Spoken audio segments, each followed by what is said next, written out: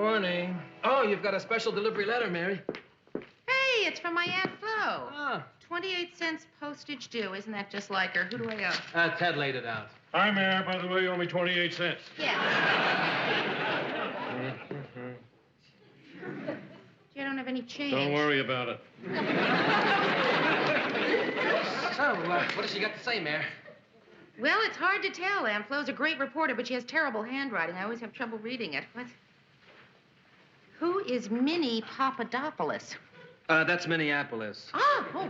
She's coming to town again. Ah. Who are the fat-bellied Vice Kings? Football Vikings. Vikings! She's coming to do an article on the Vikings, and she's due to arrive today. No kidding. Isn't that just like her? Every time she arrives, I don't know about it until she's practically here. Hey, I wonder if Lou knows about this. Oh, Mur, that's right. Gee, the last time she was here, they had kind of a thing, didn't they? I bet she's coming to see him. Could be. Hey, this is interesting. I can't quite make it out, but she was either on a plane or a train with either Alfred Lunt or Alan Funt. And they were either stacked up or shacked up. Hey, guys, guess what? I'm going to be rich. You want to know how? Well, let's see. You're being paid by Harvard to leave your brain to Yale.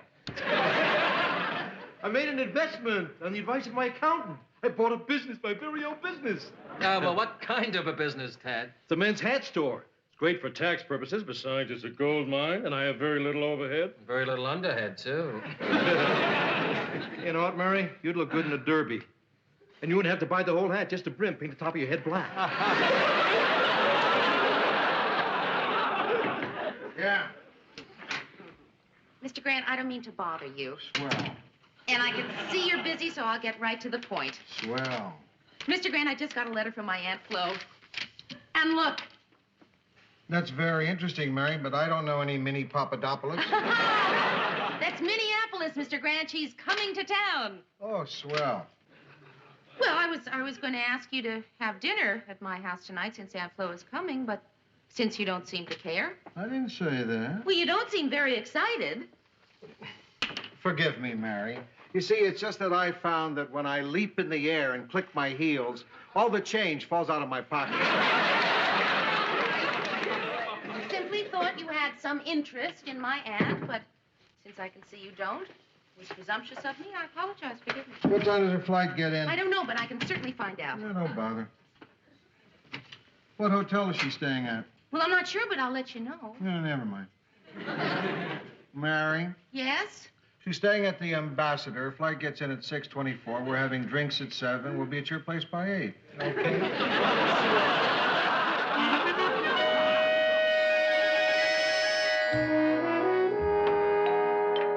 Who is it? Who do you think? Pinky Toscadero. Aunt Flo, how are you? Sensational, kiddo. Well, how's everything in the world of make-believe journalism? Just fine. Where's Mr. Grant? Well, I'll play your silly game. Where's Mr. Grant? Wait, well, wasn't he supposed to pick you up at the airport?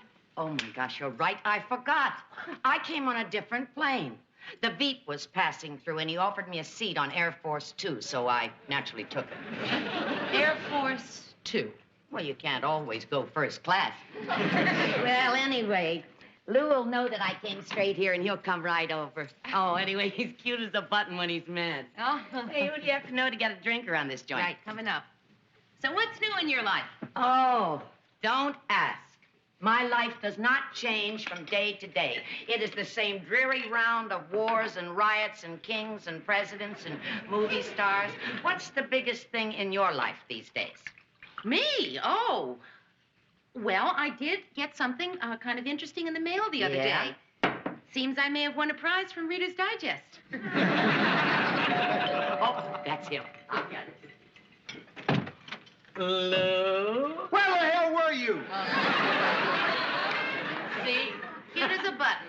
I waited an hour for you at the airport. You know how dull an hour at the airport is? Oh, don't talk to me about dull. How would you like to be stacked up over Chicago with Alan Funt? Aren't you even going to say you're sorry? I'm sorry. It's too late for sorry. Mr. Grant, how would you like a drink, huh? I had a drink. 5 drinks in my hour at the airport. Oh, well, then no more for you, Poopsie. You get ugly when you drink. I sure hope chicken paprikash because Would it have killed you to leave a message? I said I'm sorry, Lou. I forgot. Now, I admit it was my fault. I had things on my mind. Things on your mind. My. Well, I remembered, Miss Hotshot Reporter, and I had things on my mind, too. Big things. Well, maybe they just seem big compared to your mind. All right, then. Come on, everybody over here. Sit down. Go on. Sit. You two over here. I'm going to stay right between you and make you behave. Oh, you are, huh? Yes. It's ridiculous for you two to be fighting. Think of all the good times you've had together. That's no excuse for what she did to me. Oh, she's right. Now, how can we sit here and squabble in front of Mary? Let's talk about the good times. Remember that little bar on 9th Street?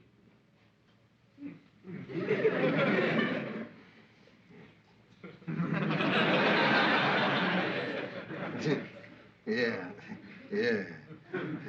You and I had some time that night, didn't we? As I recall, it was one of the nicest nights of my life.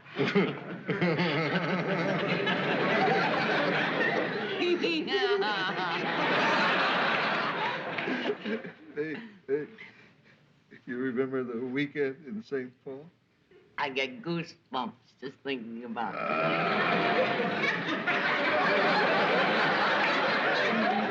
You were dynamite, Flo. You are no slouch yourself. You're some kind of woman. You're all man. Listen, I think I better just check the oven. My dinner's coming. She left us all alone. That's what I was hoping for. Me too. Because there was something I wanted to ask you. What? Why the hell can't you get on the right plane, hotshot? Blow it out your ear, loudmouth.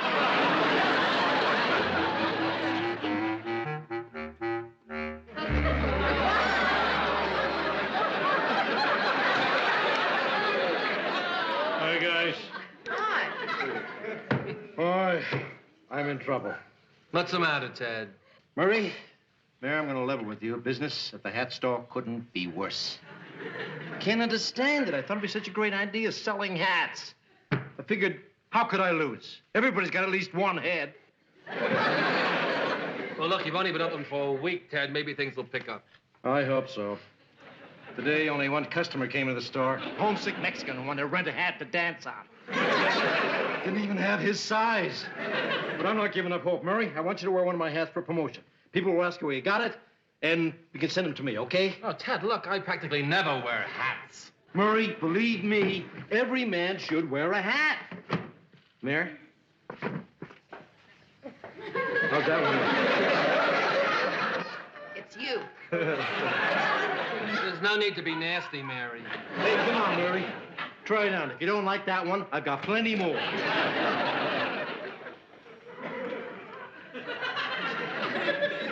What's going on? Well, I brought you all hats from the store, though. Here, I want you to have this one. Hey! What a great-looking group. What do you say, Mary? Don't we look fantastic?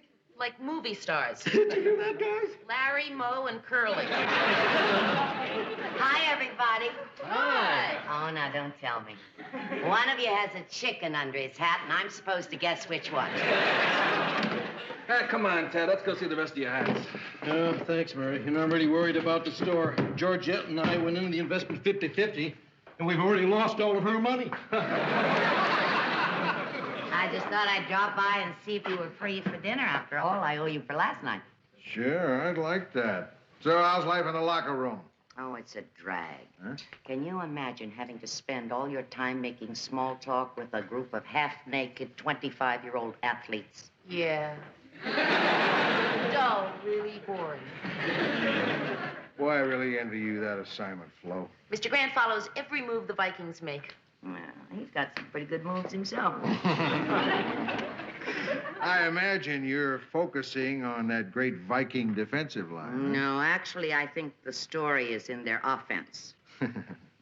Well, there may be a story in their offense, but the story is their defensive line. Well, it depends on who's writing the story.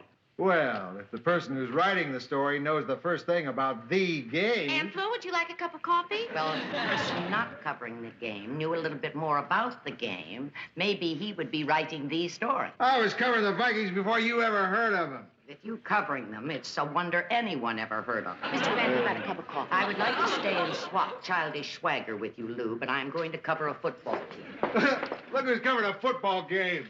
Somebody who doesn't know the difference between a rotating zone and a nickel defense. You don't know your elbow from your end zone. You want to know something, Mary? I think I'm in love with that woman.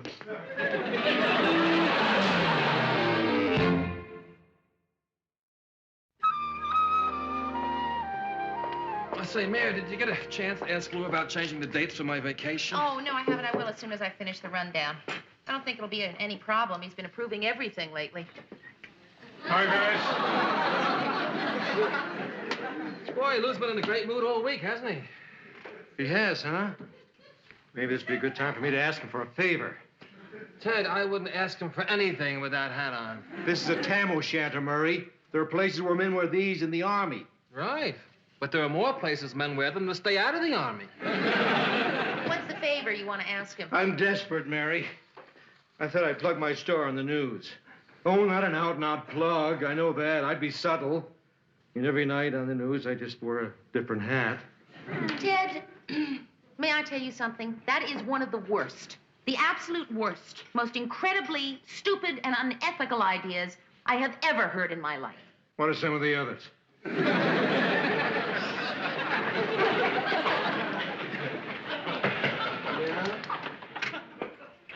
Mr. Grant, I don't want to bother you, but No Murray was- bother, Mary. You're always welcome in this office. Well, thank you. Can I offer you coffee or a bun? No, really, I just wanted to What talk to about you. tea? It's no trouble. I can just pop out and see if Murray's through with the bag. No, thanks, really. Boy, you're really feeling great these days, aren't you? Yeah, I'm so happy I could kiss a goat. I wish you felt that good. Well, I feel pretty good. But could you kiss a goat? No. Ah, see? That's because you're not involved in a hot romance. Yeah, that's probably it. Mary, your aunt is maybe the best woman I ever met in my life. Oh, Mr. Grant. Huh? You know, this is the first time in my life I have ever been successful as a matchmaker. I had a hunch you two would feel this way about each other. Feel this way? Look, if I had a little more courage, I'd ask that woman to marry me. Are you serious? Marriage? That's right, Mary. The big M. Just be the most wonderful thing. Well, why don't you steal some courage and ask her? Oh, no. I could. Well, Mary, that woman has known some of the great men of the world. Could she be willing to settle down with a big old lug like me? You know, I have a feeling you're talking this way just so I'll disagree with you. Sure I am. I don't even know what a lug is. Okay, then I'll disagree with you. Mr. Grant, my aunt is leaving town tomorrow night. You could spend the rest of your life saying I should have asked her. If you want to ask her, you big lug. I wouldn't know how to propose. You proposed once before. Yeah, but that was different. I don't think it would work this time. Why? What'd you say? Don't worry, I'll marry you.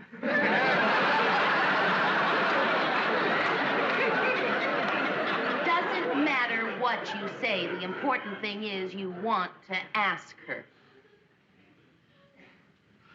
Do you want to know something incredible? I just made up my mind to ask her. Mr. Grant. Do you realize what a difference this is going to make? Do you know what I do most nights after work? First, I stop and have a drink. Then I go home, make myself some dinner, watch some television, take a shower, and go to bed. Once I'm married, I'll have a drink, go home, go to bed, take a shower, have some dinner, and watch television. You know my one regret? That you can't be my best man. Wouldn't that be great, going out with you the night before my wedding and tying one on? Maybe they can bend a rule for us. Yeah, this is beginning to sound like fun. Who would have thought that? Mr. Grant, you want to know the best part? What? If you marry my Aunt Flo, that'll make you my Uncle Lou. No. You wait a minute. No, you just wait a minute. Let's get one thing straight. Whatever happens, no Uncle Lou. No, ever, never, no place. You understand? Understood. I'll call you my Uncle, Mr. Grant.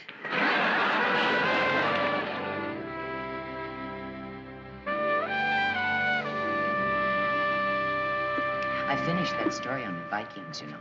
Yeah, well, listen, before you start talking about leaving, there's something very important that I want to ask you. I know. You want to know if that rumor about Minnesota trading Tarkenton is true or not. No, that's not it. They're thinking of trading Tarkenton? But that isn't it. What was on your mind? That can wait. What about Tarkenton? It's just a rumor. Nobody's trading anybody. Oh, thank God. Well, now, what was it you wanted to say? Oh, yeah. Flo, I want to marry you. Is that a proposal? Yeah. Oh, some proposal. You tell me? You don't even ask? Oh, okay. Flo, will you marry me? No. But thank you for asking. Oh, Lou, I travel all the time.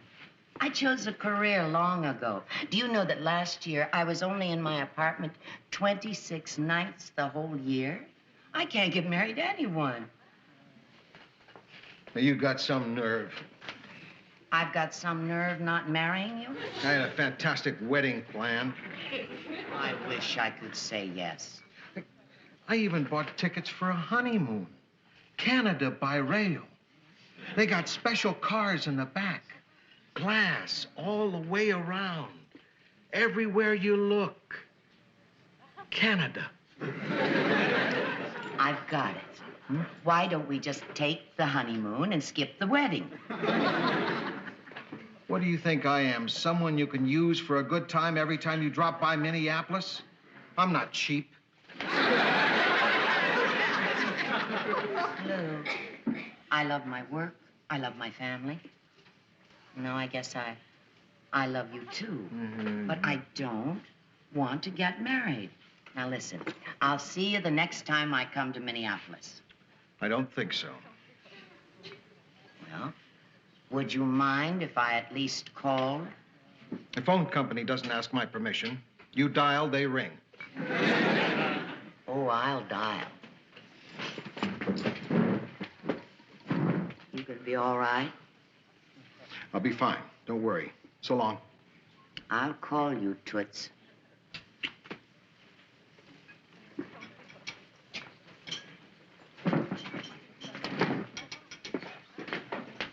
Bartender, Yes, sir. a drink for everyone in the house. Great. Give them all to me.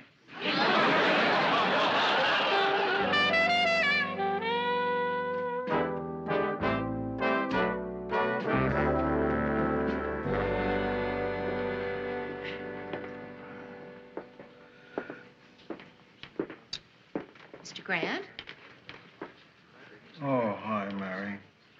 You looking for me? Well, yeah. You don't usually take a 7-hour lunch. I was hungry. Did you, ask Aunt Flo the question you were thinking of asking her? I asked her. And? I still have the ring. Oh, no. I'm not going to be your Uncle Lou, Mary. Oh, Mr. Grant, I was so hoping that this would work out. How could she say no? I don't understand.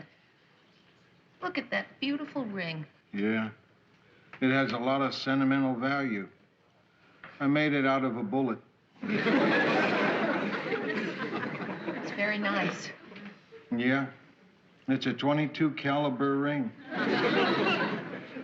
Oh, boy. It's my fault, Mr. Grant. I told you to ask her. That's right. You're the one who talked me into it. I'm sorry, Mr. Grant. No. I'm sorry, Mary. I have no right to be angry with you. I'm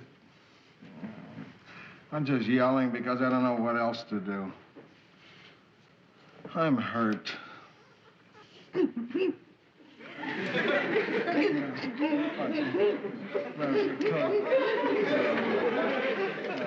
No, come on, Mary, don't cry. No, don't cry. I can't help it, Mr. Grant. It's just all so lousy. Come on, Mary. Your mascara is starting to run. You're gonna scare all the drunks in the bar. Hey, there you are, Lou. Boy, we're really starting to worry about you. Mary, what's wrong? Oh, you know, old waterworks here. She'll cry at anything. Believe me, Murray, it's no big deal. Just that Flo and I have been seeing a lot of each other, and we've been hitting it off pretty well. So I asked her to marry me, and she turned me down. So old Leaky Eyes here, she got pretty upset because she knows I had made a lot of plans, and I had my hopes pretty high.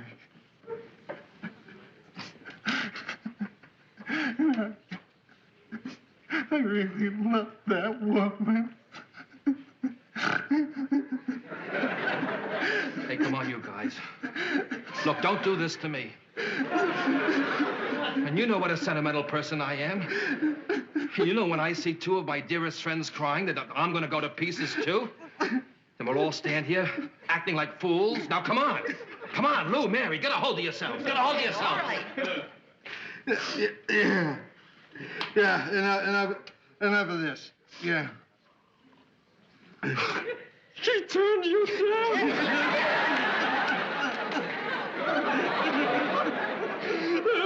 Hey, guys. How's it going?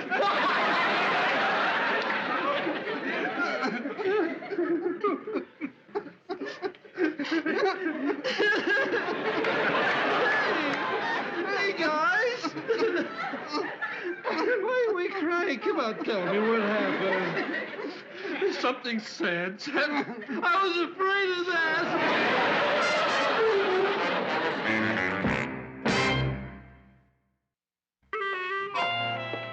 You know, I just read your aunt's article on the Vikings. It's very good. You know, it's funny. But the minute she left town, Lou went back to being his old self. Think so? Oh, come on, Mary. Don't tell me you didn't notice any difference. No, you're right. Of course I didn't. For a couple of weeks there, he was really very sweet, always agreeing with everybody. I must say I preferred it.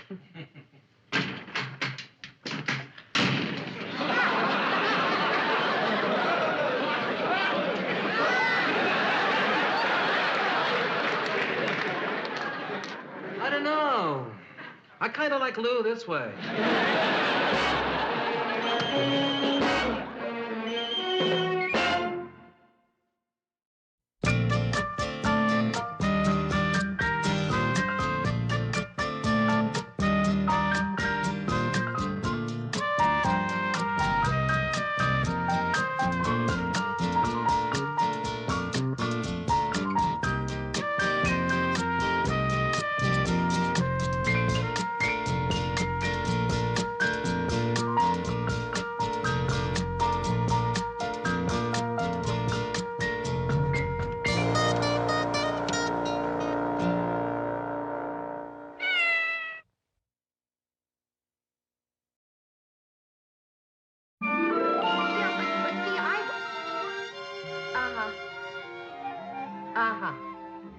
Yeah, but see, I don't want to. But listen, I keep thinking that there must be somebody else who would really rather. All right, I'll do it. Guess who that was? An obscene call? The Teddy Awards. They want me to be in charge of the entertainment at this year's dinner. Oh, well, somebody's got to do it, Mayor. But why me, Murray? To tell you the truth, I'd prefer an obscene call. Well, who wouldn't? Hi, guys. Hi, Any news on the Teddy nominations? No, not yet. No matter. Good morning. Lou, any news on the Teddy Awards? Ted, I told you the nominations aren't in yet. Oh, yes, they are. They are. About 5 minutes ago. Well, how did we do? Was my name on it? What? Oh, you don't want to really know? Oh, come Of course on. we wanna Ted, know. We want to know. Well, it would just distract you from your work if I told. Who's working? Now, if you don't use your lips for talking, I'll use them for something else. Well. Lou, give it to me straight. Tell me flat out. Either Ted, you were nominated, or Ted, I haven't heard yet. The fact is that we were all nominated. How could we be Yeah. all nominated? I know, Mary. I'm as amazed as you are. Let's face it, this is not an award-winning operation. But that one special we did on the hospital crisis was terrific, and it swept the boards. You and me as producers, Ted as narrator, Murray as writer. Oh, boy, what about that? Everybody... Oh, yeah. The Sue Ann got one, too, for something about foul cooking. Cooking fowl. Yeah. One of my best. That was the one with the segment, A Capon Needs Love, too. Yes, and surprise your guests with a Christmas goose. We're all nominated. Oh, yeah, it's really great for you guys, but, well, I don't think it means much for me. I mean, I've been nominated before, but I never win. I don't think I'll ever win. Murr, come on, don't talk like that. That's just... Realistic. I admire you for it, Murray. You know your limitations. You're hardworking, but mediocre. Mary, can I see you in my dressing room for a moment? Yes. Mary, dear, I heard you were in charge of the entertainment portion of the Teddy Awards show this year. Yeah. Oh, I wish I could have helped you out. I used to do a wonderfully artistic dance at private parties, but unfortunately, I don't have my costume anymore. Oh? Her snake died. He died happy.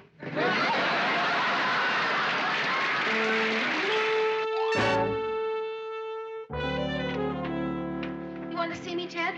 Yeah, I understand you're looking for talent. Talent? Yeah, you are in charge of the Teddy Award show, aren't you? Yes, yes, Mary? I am. What's this I hear about a show? Yeah, well, I tried to get it. I don't want my newsroom turned into a vaudeville It stage. won't. I just have to locate a couple of acts. You get all the talent you're looking for right here, Mary. What do you do? Name it. Comedy, impressions, ventriloquism. Ventriloquism? That's right. I'm a trained ventriloquist. I brought the book. I'll demonstrate it for you if you'll assist me, Mary. Assist you? Oh. What do you mean? Well, it's very simple. Just sit on my knee. Forget it. Come on, Mary. It's all in fun. Show what a good sport you are. No, I'm not going to sit on his knee. What's the matter? Is it beneath you? I mean, you feel you're too dignified, too important? Is that it? Come to think of it, Lou, you'd make a better dummy. You're shorter than she is.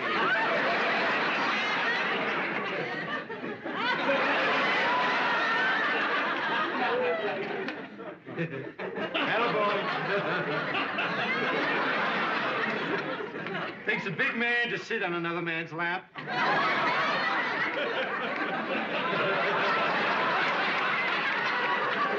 Okay, all you gotta do is open your mouth when I squeeze your neck like this. Really, very good. Hurry up. I do the talking. You just open your mouth when I squeeze your neck. Okay. Hi, boys and girls. This is my friend Screwy Louie. Louie, how's school these days? Okay, my teacher is cross-eyed. Your teacher is cross-eyed? Yes, she can't control her pupils.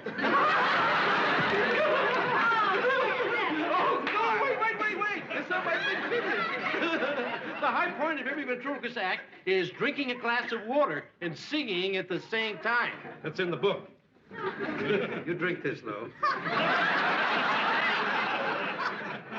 Yankee Doodle.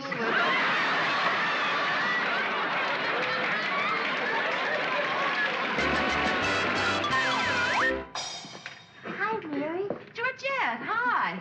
I just had coffee with Ted, and I thought I'd stop by to say hello. Oh, good. Thanks for treating Teddy Bear. Oh, what the heck? I can't take it with me. How are you coming with the entertainment for the Teddy Award show, Mary? Oh, not so good, Georgette. They want musical acts, and they're so hard to find. I don't know if you'd be interested, but I've studied dancing ever since I was little. I've never danced professionally, but I have sort of a little act I worked up for a charity benefit last year. Oh, really? I didn't know you danced. What kind of dancing do you do? A little of everything. I'd be happy to audition for you if you'd like me to. Well, sure, Georgette. I'd love to see you dance. Oh, isn't it wonderful, Teddy Bear? Mary's going to audition me, and maybe I'll get to dance at the award show. Oh, I'm so excited. I'm going to go right home and limber up my gams. It's wonderful, Georgette. Are you crazy? What? I don't want Georgette dancing on your show. You understand? She won't dance. Don't ask her. Because she's no good. She has no talent, Mary. Besides, I don't want my wife, Mrs. Ted Baxter, making a fool of herself in public. Ted, why do you always assume the worst about everyone? Why do you delight in saying that Georgette's going to be lousy and that Murray's going to lose?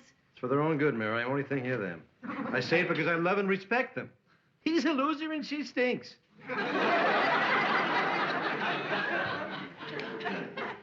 Can I see you for a second? Yeah, sure. What is it, Mr. Grant? I just wanted to tell you not to worry about Murray. Well, I can't help it. I mean, it's bad enough that Murray's going to lose without having Ted come... Oh, you know something, don't you? And it's about the award show, isn't it? That's what it is. Is that what it is, Mr. Grant? Tell me. Mary, calm down. All right, I'm calm. But it is about the awards, and it is about Murray, isn't it? Okay. But this is absolutely confidential. Yes. A friend I have on the nominating committee told me in strict confidence. It's okay. That this year, Murray's gonna win. Oh, Mr. Grant, that is just sensational. Murray's gonna win. But remember, it's top secret. That's right, I know. Oh, Mr. Grant, that's gonna be so hard to hide. I mean, when I know a secret, my face just lights up. He's gonna guess right away. Mary, we don't want that, do we? No. Wipe that smile off your face. How can I? Think about death.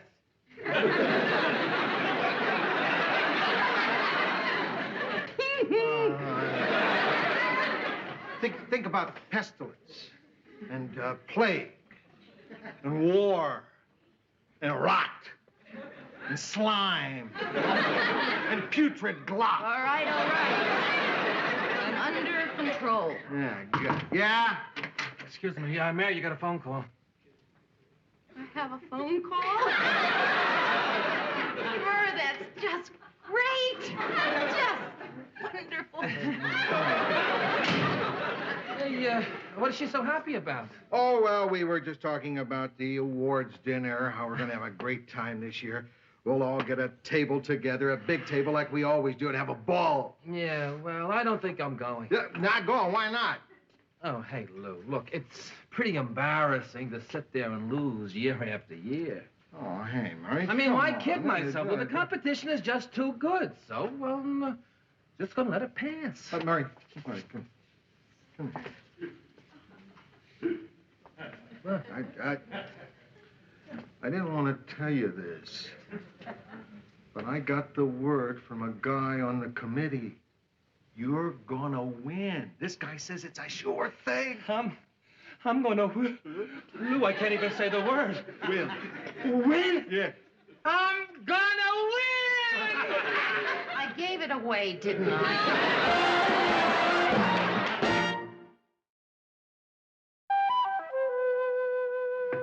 Yeah? Mr. Grant, excuse me. I know you're sick of the subject of the award show, but I've run out of talent, and I've tried everybody, and I was just wondering whether or not you would think that it was right, well, ethical, for me to put myself into the show. You? Doing what? Singing. It all depends. How good are you? Well, good. Pretty good. Fair. I don't know. It's hard to be objective. Well, I'm objective. Sing for me. Well, gee, I It'd don't be know. my pleasure, Mary. Yeah, well, see, I just, What selection were you planning to warble? One for my baby. One for my baby. Harold Arlen. Oh, great song. Sexy, torchy. Yeah. Wrenched from the guts of a woman who's really lived.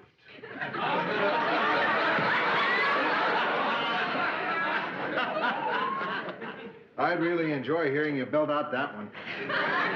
Well, I really should have a piano. Don't need a piano. Well, it would be better with a microphone. Don't need a microphone. But it would be better. It'd be better with Peggy Lee, but let's hear it anyhow. Mr. Grant. Sing. It's... Well, what did you think?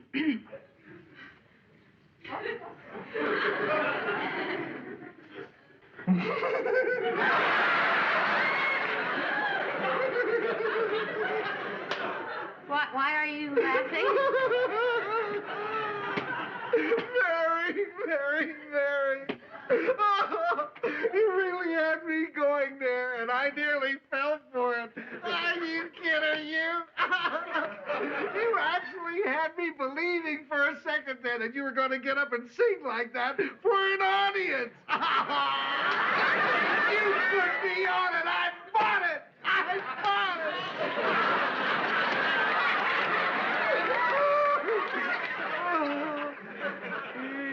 2:45. There's no one in the place except you and me. Oh, boy. That is beautiful. That's beautiful. Well, I just thought you could use a good laugh.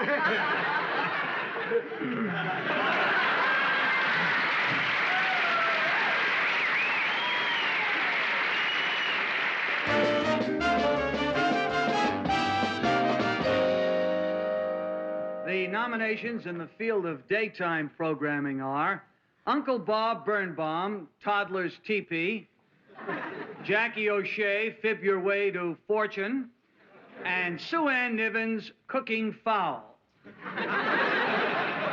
And the winner is Sue Ann Niven.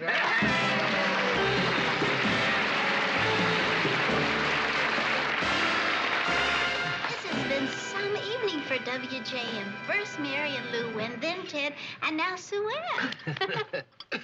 Oh, thank you. I really don't deserve your lovely tribute.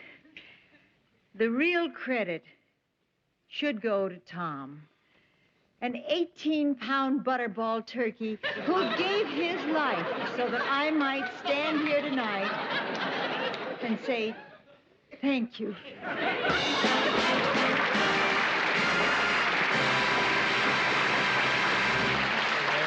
Mary, I think the entertainment is just sensational tonight. Oh, thank you, Murr. I haven't seen Georgette yet. And now, before we present the award for news writing, we have one final treat from our entertainment committee. Oh, Murray. Oh, I can wait.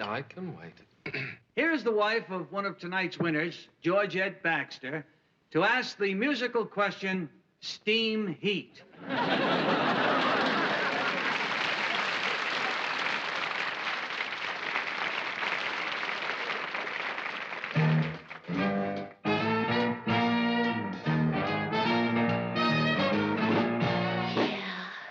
got. Steam heat I got. Steam heat I got. Steam heat, but I need your love to keep away the cold I got. Steam heat I got. Steam heat I got. Steam heat, but I can't get warm without your hand to hold. The radiator's hissing, still I need your kissing to keep me from freezing each night. I got a hot water bottle, but nothing I got'll take the place of you. Holding me tight, I got. Steam heat, I got. Steam heat, I got. Steam heat, but I need your love to keep away the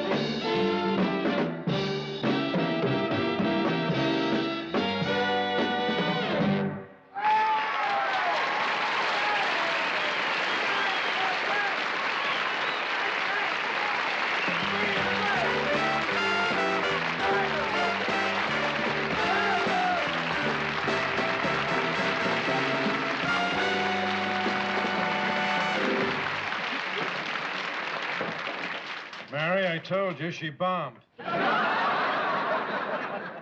And now the nominees for news writing are Murray Slaughter, Channel 12, Mike Armstrong, Channel 11, and Barbara Chase, Channel 9. You gonna read your speech? Yeah, well, I'm not good at memorizing. And the winner is Mike Armstrong.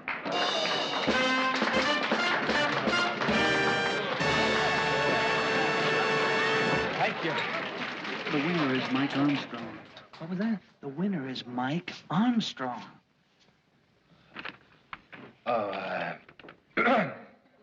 Well, Mike Armstrong, couldn't be here tonight, so he asked me to... Well, Mike Armstrong, nice to see you out of the sickbed. Congratulations. Isn't it great that he's here, everybody? And I just think everything is terrific.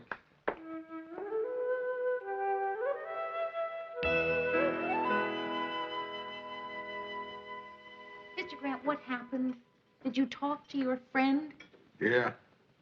He said he was sorry. Somebody told him in confidence, and obviously it was a mistake. Since he told me in confidence, he was sure I wouldn't tell anyone else, so there was no harm done. Georgette, your dance was just sensational. Oh, thank you, Marie. I apologize, Marie. I'm sorry you had to see that. Ted, What? a lot of people came back afterwards and told me I was really good.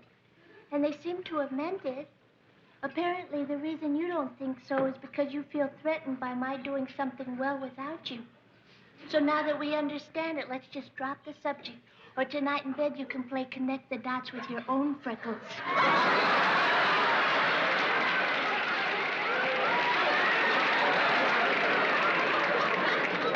Oh, thank you, Murray, dear. It's a glorious night. Except, of course, for you, dear. Hey, come on. You know, you people are really embarrassing me. The awards are over. I lost, but you won, so I think we should celebrate. So let's celebrate. To the winners. Mary, Lou, Ted, and Sue Ann. Don't leave yourself out, Murray. Here's to the loser.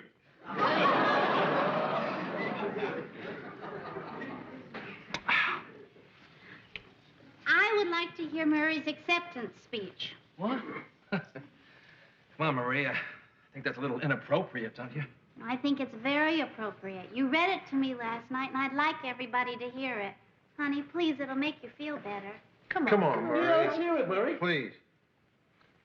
Well, if you'd really like to hear it.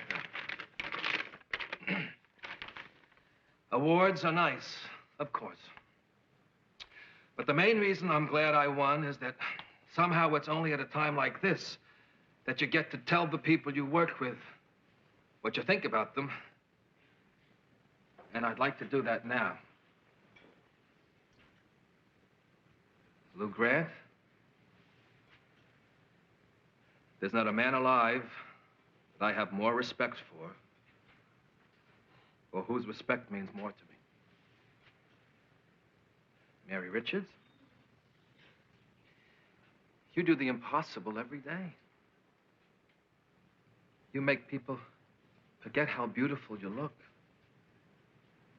because they're too busy realizing how beautiful you are. And now the hardest one. Ted Baxter. I've said a lot of things to you in the newsroom, Ted, but there's one thing I've never said. I'd miss you if you weren't there. You're filled with joy, love, and wonder. And I like you.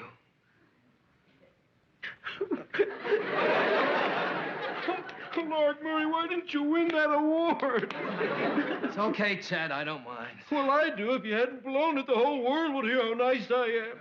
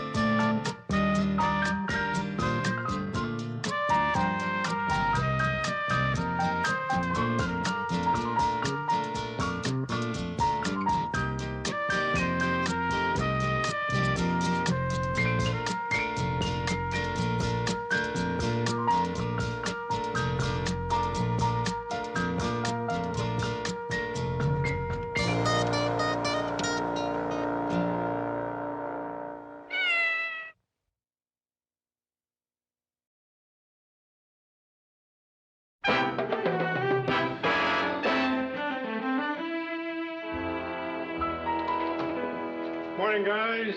Morning, Ted. Ted, tell me something. Why do you wear your hat over your eyes like that? Well, that's not his fault, Lou. It keeps slipping down as his brain shrinks.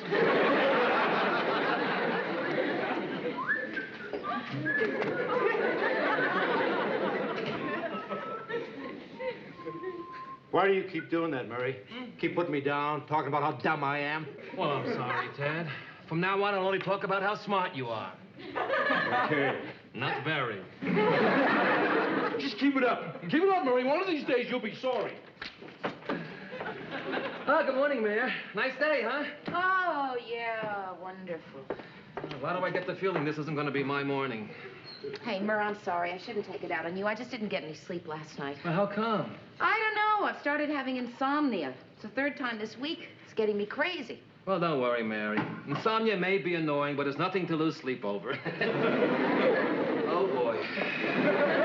Mur, I can't even joke about it. I mean, not being able to sleep is one of the most frustrating things in the world. Yeah, I know. I had it a couple of times myself. I bet you never had it 3 times in 1 week. I gotta get some help. I'm gonna see the doctor this afternoon. I'm beginning to wonder if I'll ever sleep again. Hi, Daddy.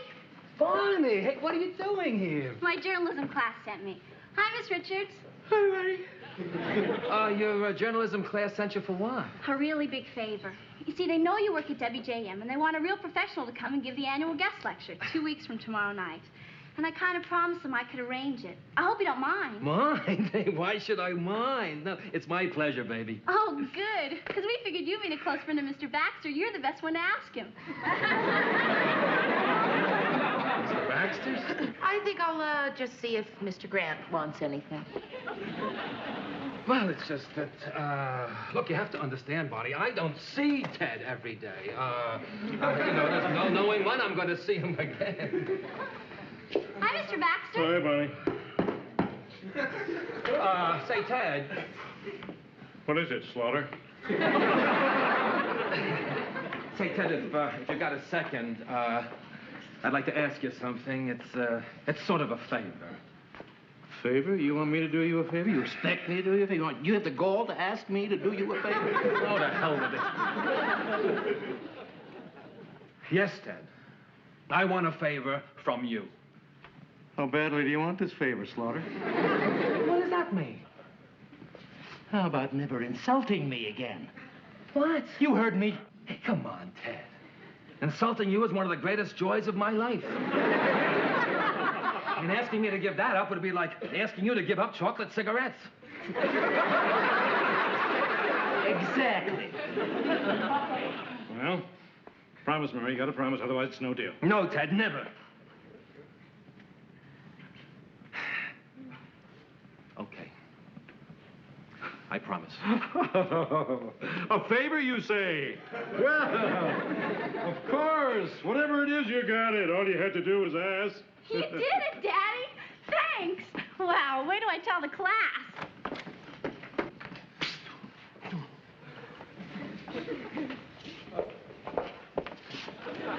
Look at this. What's going on in this newsroom today? Kids? People sleeping? No. Let her sleep. She's been having a tough time. She really asleep? That's what it looks like, doesn't it?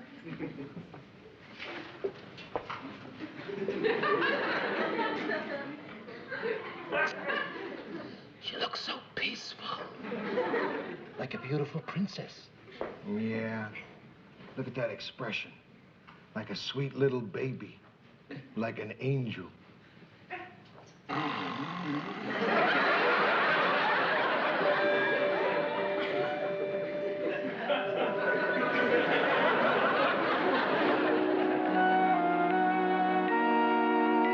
Good morning.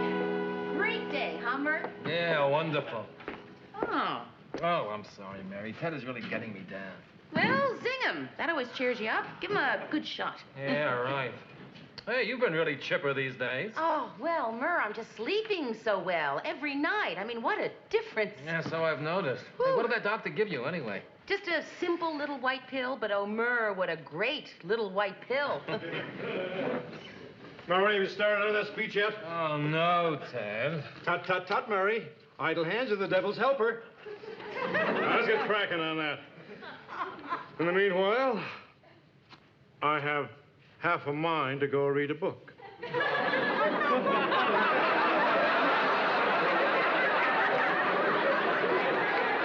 you hear me, Murray? I said I have half a mind to go read a book. Good, Ted. Enjoy the book. Good, Ted, enjoy the book.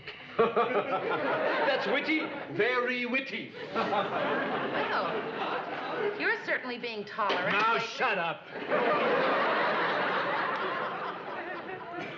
Mary, can I see you in my office? Sure.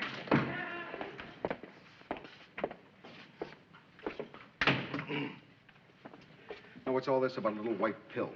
Oh, I was just telling Murray about my sleeping pills. Sleeping pills, you mean barbiturates, the kind of stuff pushers sell to school kids? Okay, Mr. Grant, let's nip this in the bud right away. I'm not interested in whether you approve or disapprove. It's a personal matter. Now, if you have business to discuss, I'll stay. If not, please excuse me. It's about business, Mary. About a documentary I'm planning on the dangers of sleeping pills. We're talking about business now, Mary. Boy, you really think you're cute, don't you? Yeah.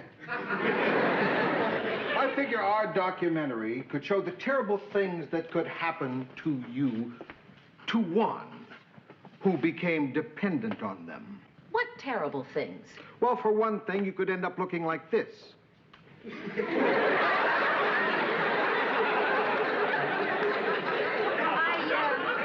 presume that documentary would also show the many cases where one was not addicted to sleeping pills. Well, that would depend on how often one had taken them, Mary. Suppose one had taken them every night for 2 weeks with no sign of addiction. Mary, taking them every night for 2 weeks is addiction. How'd you like to put cold cream on this every night? I can give up sleeping pills anytime I want. Then do me a favor, do it tonight. Why? To prove you can. That's ridiculous. You can't stop, can you? Yes, of course I can stop, Mr. Grant. I am not addicted. Then prove it. For your sake. Excuse me, Lou. Ted, did it ever occur to you that Mary and I might be having a private talk? Oh, come on. We're one big family here at WG, and there's no secret. Suppose, Ted, that it's personal. Wouldn't it embarrass you to listen in on something like that? Oh, well, yeah, if we're personal, then I'd leave. All right, Mr. Grant, if it will make you happy, I won't take my pill tonight. And we'll just see what happens.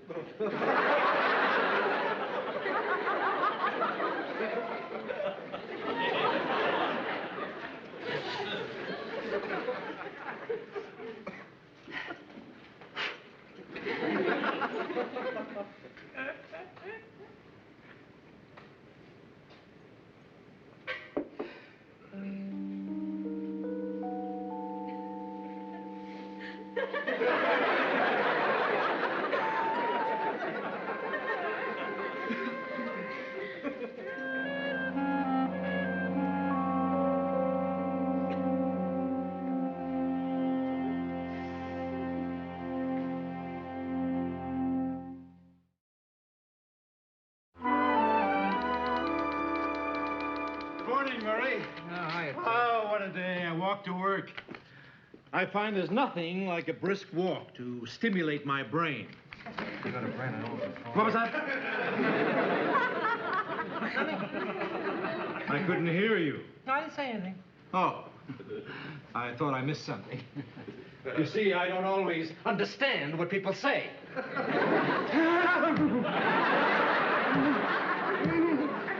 Something the matter? No, nothing's the matter. You're not getting sick, are you? No, now listen. Good, I want to because I'd hate to see you get ill on the day of your daughter's big class. It is tonight, isn't it? Yes, Ted, it's tonight. Now, look, here's the speech. I just finished. Thank you, Murray. Good morning. Morning, Mary. Hey, man. Well, I'd like to make idle chit-chat with you two, but I've got to memorize my address. Oh, good. And then maybe you can memorize your phone number.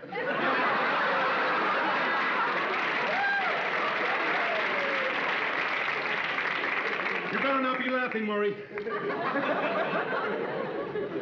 Thanks. Well, listen, someone's got to do it. Sam? Go in.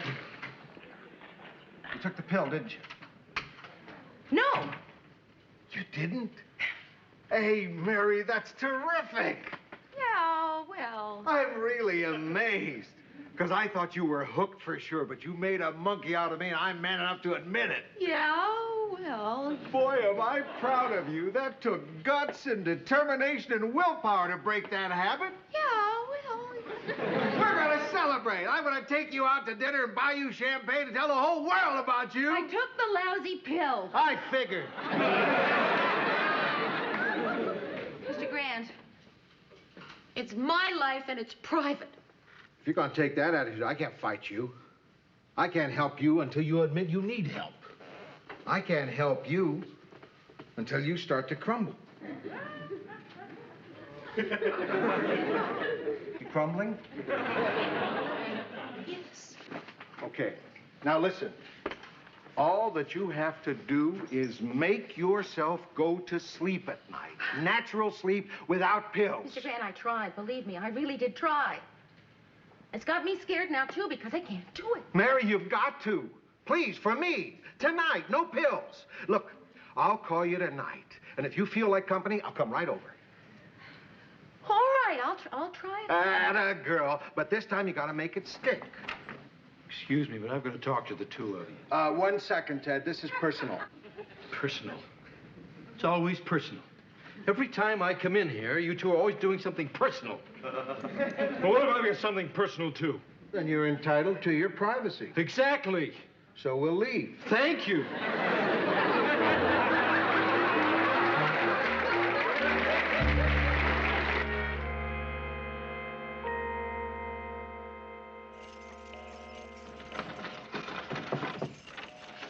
Thanks, Fred.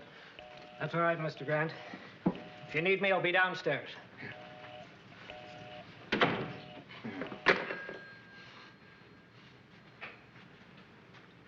Mary?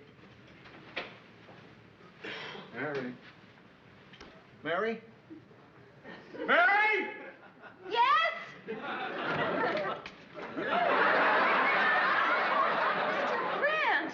Mary, oh, thank God.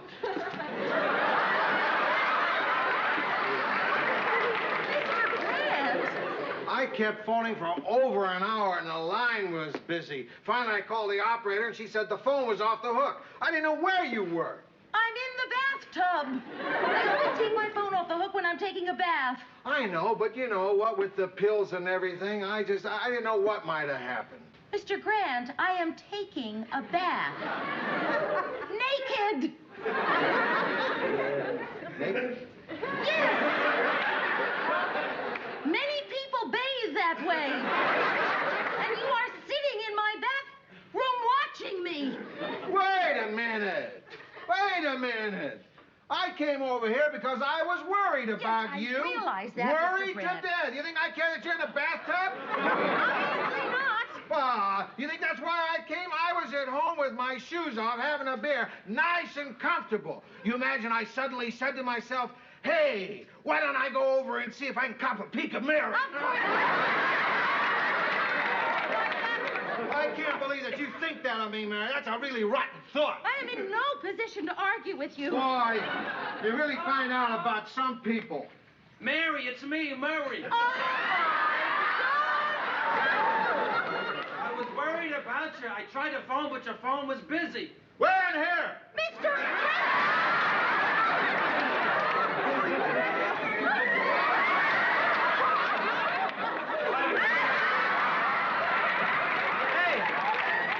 Hey, you should have heard my speech tonight. I was sensational. Let me tell you what happened. Is that the only seat you got in here? I am taking a bath. Ted, come on, let's get out of here. Wait a minute. I want to read Mary my speech. Marie. Ted? Don't you dare! Relax, Mary. This will only take an hour.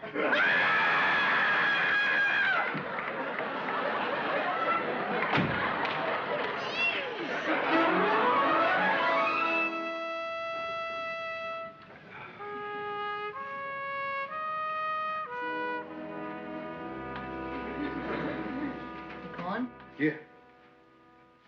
Feeling sleepy? No. After 45 minutes in a hot tub, I'm now wide awake and shriveled.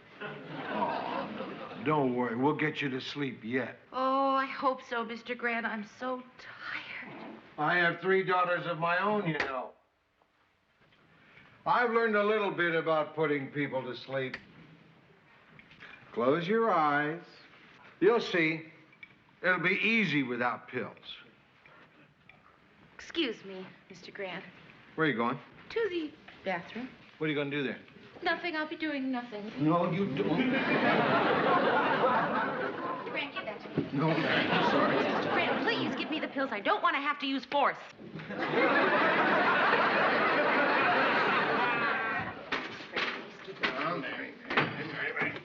There. Wait a minute. If I can reach, you can reach. That's right. Now give me my pills. Mary, you're going to thank me for this. Not tonight. Yeah, sure. I'll never get to sleep. Yes, you will. No, I won't.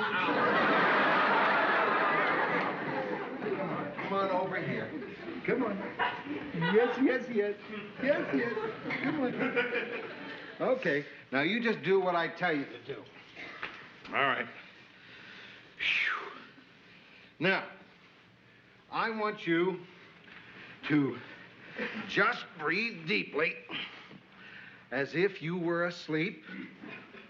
And before you know it, you will be asleep. This isn't going to work. Mary, trust me. Trust me. Now, breathe deeply. Now, just put your head down. Keep your eyes closed and pretend you're asleep. Now, I'm going to do something that never failed with my kids. Yeah. I'm going to sing to you.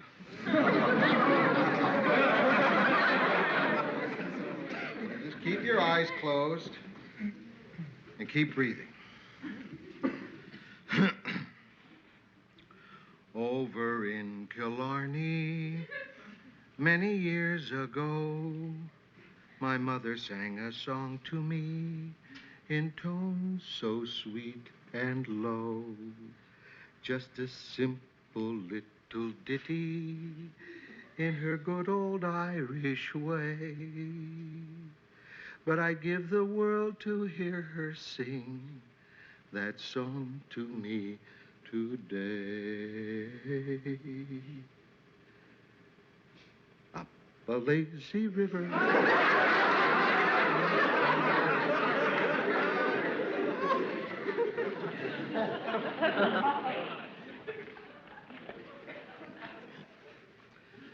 Toora-lura-lura, toora-lura-lie, toora-lura-lura. Hush, now don't you cry. Toora-lura-lura, toora-lura-lie, toora-lura-lura. That's an Irish lullaby.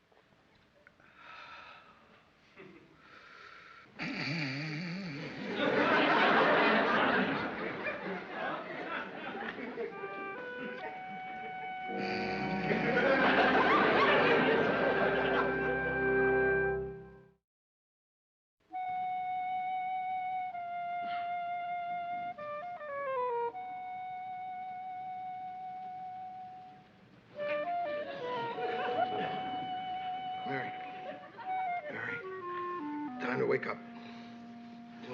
What? Where?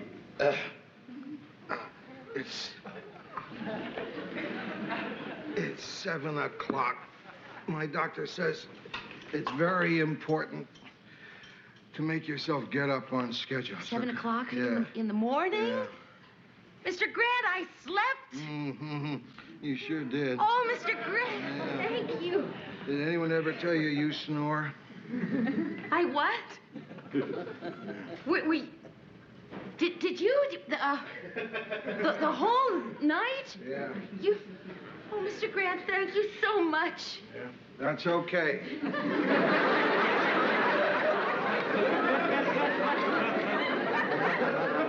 Now, just stick with it now. You did it once. You can do it every single night. No Right. more pills. No more, I promise. Mr. Grant, just one thing, though. I didn't really snore, did I? I mean, I know it's silly and everything, but I have this horror of snoring. I didn't, did I? What? Mary Richard Snore?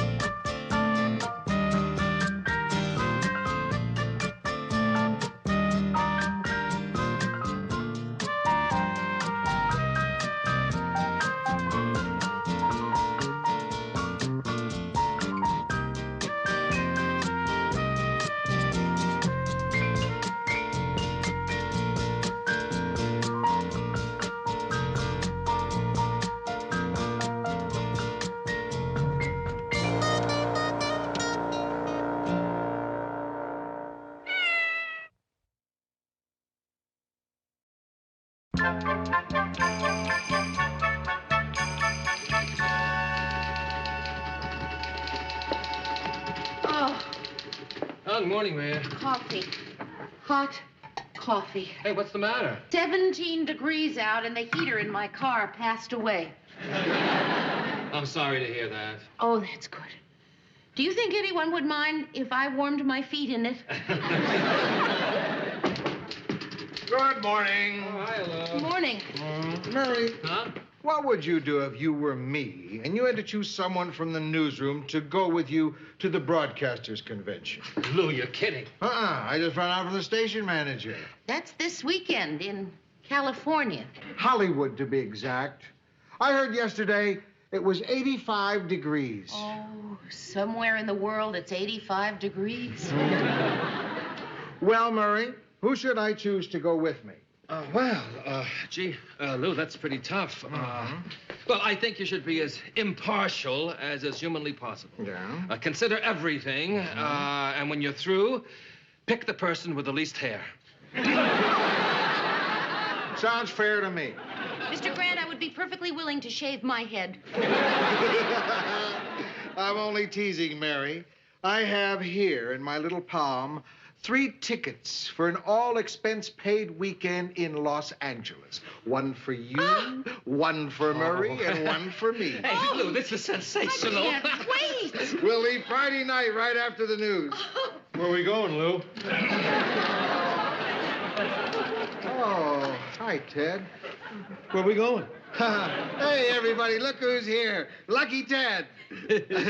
Yeah, lucky Ted. Yeah. Why am I lucky? You're lucky because you don't have to come with us to hot, damp, sticky, smoggy L.A. to be at some stupid broadcaster's Oh, convention. no, Lou, you promised the next time there was a freebie that I would go, and this is the next time, Lou. Oh, Ted, come on. You don't.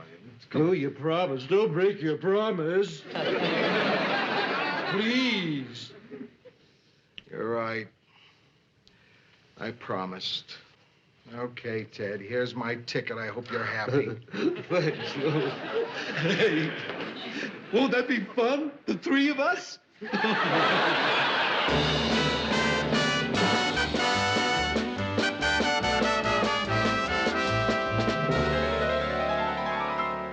Yes, operator, I'd like to call Minneapolis. The area code is 612. The phone number is 555-3727. Yes, I'll hold. What are you doing, Ted? Taping up the keyhole. I don't want anybody peeking while I'm undressing. Ted, Mary's in that room. All the more reason. Who knows how long she's been waiting for this chance. Hi, Mary. Now, listen, honey, I want you to kiss all the kids goodnight for me. Yeah, and lock all the windows before you go to bed at night. Yeah, and, well, look, if you hear any noises, call me. I'll come right home. Good night, honey. You homesick already, Murray? I am not homesick. Look, just because a guy calls his family doesn't mean he's homesick, Ted. All it means is that he's concerned. There's nothing wrong with that. You mind leaving a little room for me? Sorry.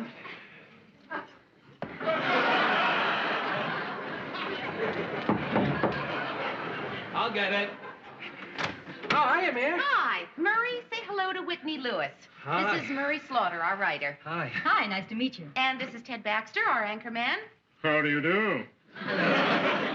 Whitney's a freelance writer. She's covering the convention for one of the LA papers. Yeah, I was hoping to be able to talk you guys into giving me an interview this evening. Isn't that great? Hey, yeah, terrific. I'm doing an article about the headaches of putting on a local news show. Well, if anyone knows about those, I do. Right. He's one of our biggest. Why don't you two meet us in the lounge and we'll do the interview over a drink? Oh, great. We'll be there in a couple of minutes. I still have a few pictures to unpack. Well, nice to meet you. Yes, thank you. I'll be looking forward to it. Right. Ooh, boy. Even the writers out here look healthy. Murray, What? that woman wants me. What are you talking about, Ted? Whitney is hot to trot. Hey, Ted, you're nuts. Murray, when she shook my hand, she gave a little extra squeeze. You know what that means. Sure. She wants to pump some blood to your brain. I'm telling you, she wants me. Oh, boy. Hey, Ted, will you do me a favor? Listen, I want you to close your eyes and try to form a mental image of that girl in your head. This a game? Yeah. You got it? Oh, yeah. Good. Now, I want you to form a mental image of yourself. You got it? Good. Now, I want you to put those two mental images together. And tell me honestly, Ted, what is wrong with that picture? There's absolutely nothing wrong with that picture. Now, wait a minute. Now there is. Georgette just walked into it with her lawyer. Yeah,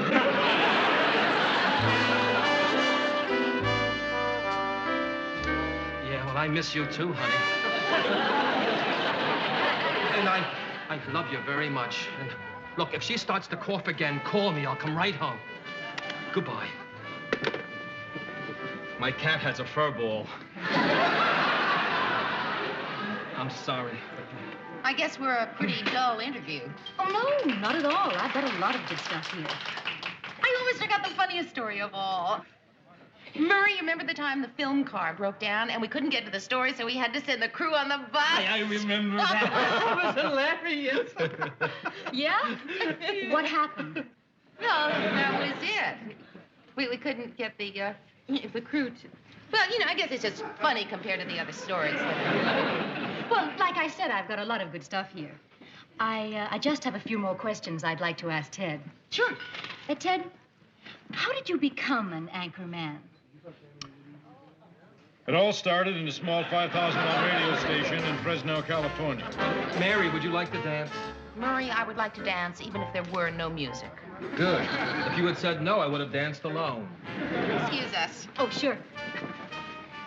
You were saying, Ted. Well, actually, when I first started, I had no idea of becoming a TV newsman. I wanted to be a disc jockey. Oh, what made you change your mind? God. I had this dream where he told me I was too good-looking for radio. Well, he's right. You are an attractive man. Thanks. Well, you don't want to argue with the big guy. Listen, Ted, would you be available for an in-depth interview while you're out here this weekend? In depth? Yes. Maybe tomorrow, someplace where we'd have less distractions. place where I could really get to know Ted Baxter, the man. Okay. But not in the morning. I may go to Disneyland. Tomorrow night will be just fine. Fine. Where? Oh, I don't know. How about your room? My room? I think that way we'd both be less inhibited. I'd like to find out what makes Ted Baxter tick. What he thinks about. What turns him on. Well, I can tell you right now what turns him on. What? It's the way you've got your hand on his knee.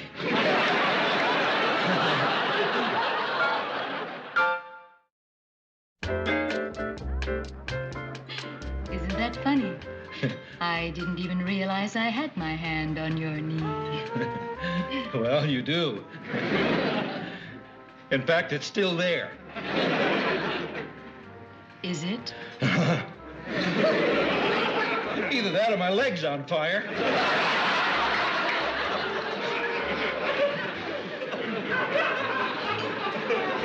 Well, to tomorrow then? Right. What I think may be the most memorable interview either one of us has ever had.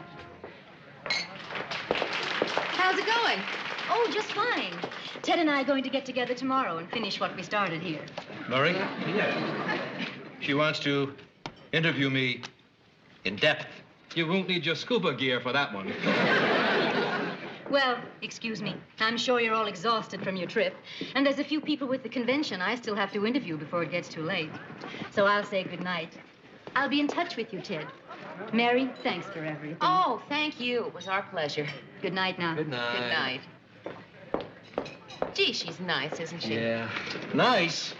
That woman just hit on me, Mary. Hit on you, Ted? She's warm for my form. Ted, you're crazy. He told me the same thing in the room. You guys don't believe me? That woman wants my body. Ted, if she was a grave robber, she wouldn't want your body. That's not funny, Mary. And I'm not lying. I can tell you what she said, but I'm afraid to say it in mixed company. Okay, Ted. What did she say? She said she wanted to interview me in my room. Tell her what that means, Murray. It means she doesn't want to be seen with you in public. Okay, wise guy. She touched my knee. Oh, Ted, come on. People touch people. It doesn't necessarily mean anything. Mary, wise up. This is Hollywood. Wild parties, orgies, whips. People don't come here just for the oranges, you know. You know what your trouble is, Ted? You believe all those things about Hollywood. Now, trust me, it's just the town like any other. The people are no different here than any other place. Yeah, I guess you're right. Excuse me, sir. Yeah? Would you like to dance?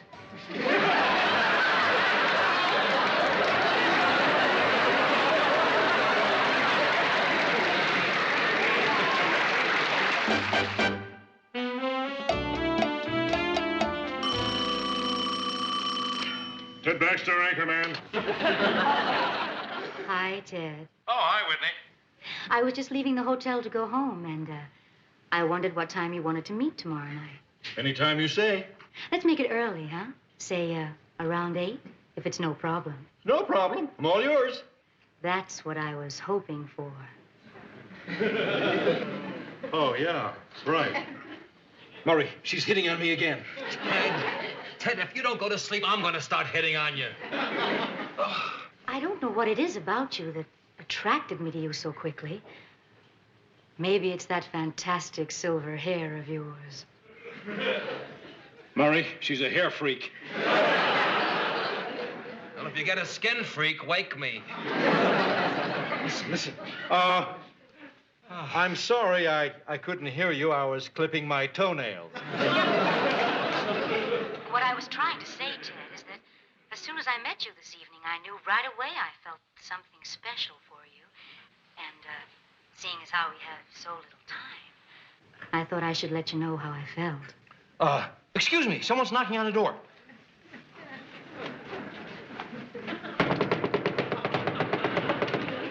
Ted, what is it? Come on. Whitney's on the phone.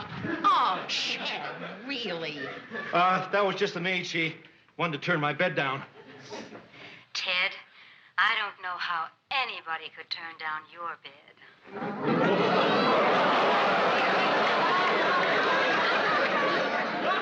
I think you're the most exciting man I've ever met. See you tomorrow. Good night. Gee! You guys thought I was crazy, huh? You heard her, Murray. That beautiful woman wants me. What do you say now? There is no God.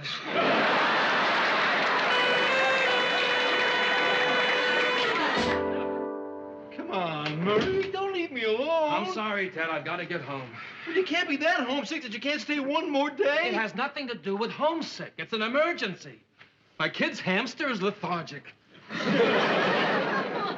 Murray, the only reason I told Whitney it was okay to come tonight was because you'd be here. If you go, who's going to save me? Save you from what, Ted? From myself. You're a man. You can understand what I'm going through.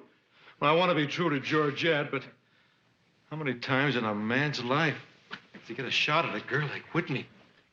May never happen again. Sure never happened before. I know that may come as a shock to you, Murray. I know you figure a guy as good-looking as me has probably got chicks crawling all over him, but for some strange reason, it never happened to me. Closest I ever came to having a beautiful girl go for me was when I was in high school. Mona Esposito. A good-looking girl. Fantastic.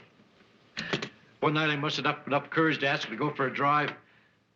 Took up a dark, deserted road, and when we were in the middle of nowhere, I pulled over to the side and I told her we were out of gas. What happened? Nothing. By the time I got back with the gas, she was gone.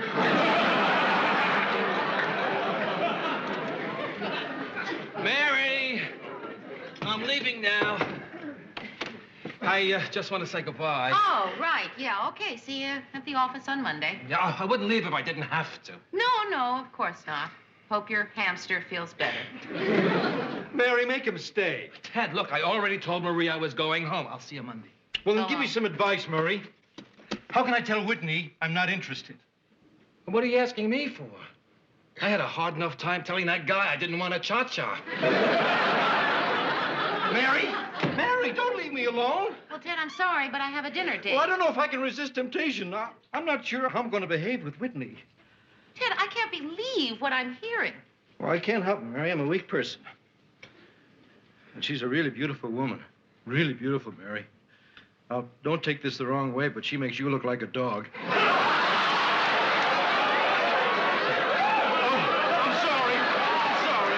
sorry, Mary. But remember, you introduced me to her. I mean, if anything happens, it's your fault. Ted, what do you want me to do? Save me from myself. Tell me how wrong it will be. Aw, Ted. Mary, really lay it on me, please. All right. It would be bad. Really bad. Despicable. Probably the worst thing you ever did in your life. And you'll burn in hell. You're going to have to do a lot better than that, Mary. Oh, wait a minute. Just one more thing. What would you do if you were married and something like this happened to you? Ted, I don't know. Mary, please. What would you do? All right. If I were married and some man made the kind of advance... Oh, no, not just some man.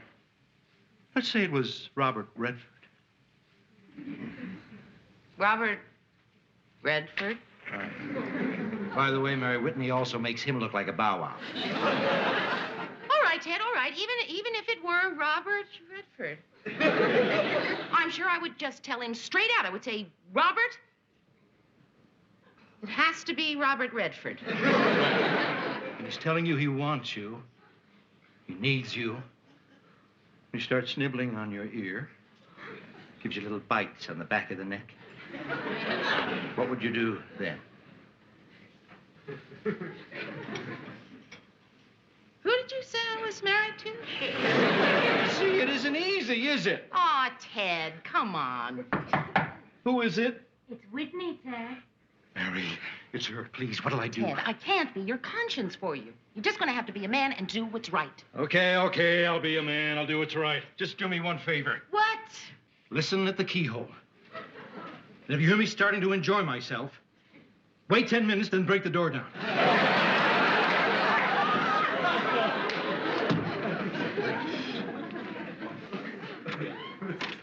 Hi. Hi. Oh, great threads. Ready for our interview? Oh, sure. Can I go get you a typewriter? You know that won't be necessary.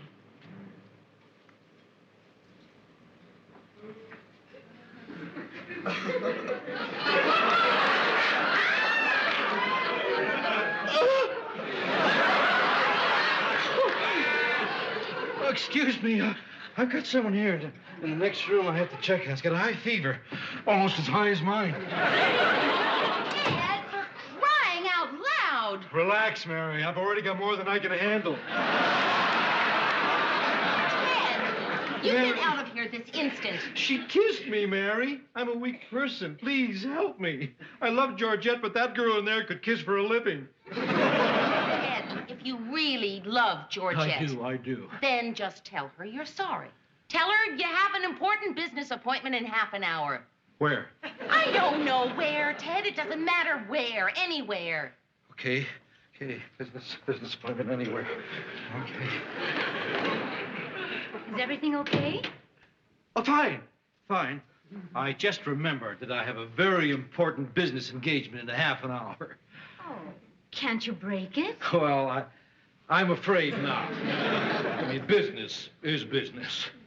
Well, okay. That's the way it has to be. That's the way it has to be. Yeah.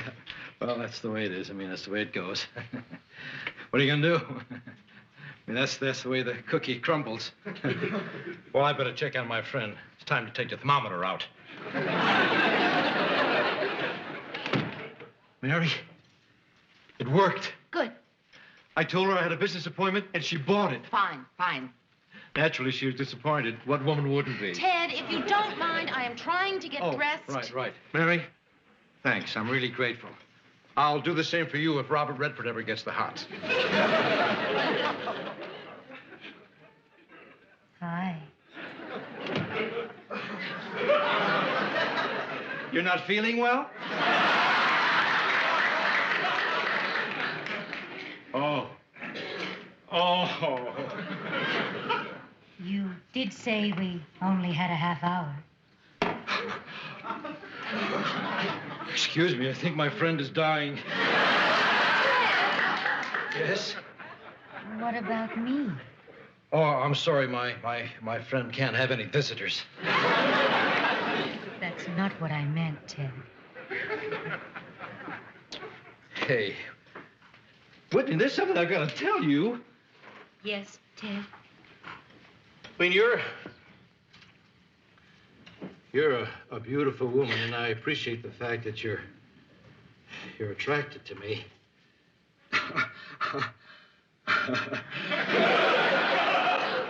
I'm a married man, and I have a wonderful wife, and I love her more than anything else in the whole world.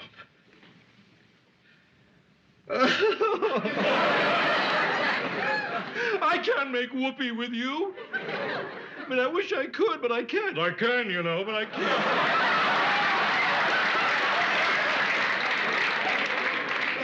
You have no idea how much I wish I could. But I made a vow to be faithful, and I'm not going to break that vow for any woman, even you. You know, Ted, you're quite a guy. Yeah, I'm quite a guy. You're not mad at me, are you? No, Ted. Well, it was nice meeting you, Whitney. And it was nice doing whatever it was we didn't do. Listen, I'll never forget tonight. It'll remain something very special to me always. And you're a wonderful woman to be so kind and understanding.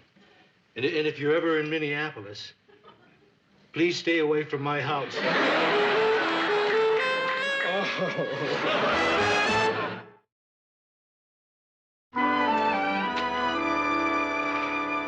Mary, everything's fine. Straightened out, perfect. Good, good. Ted, I'd like you to meet Jim Sutton. This is Ted Baxter, our anchorman. Hi. Hi. You're going out with one of the greatest ladies in the world.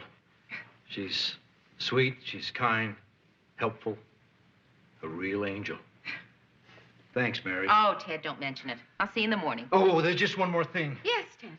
If Whitney comes back, can I sleep with you tonight?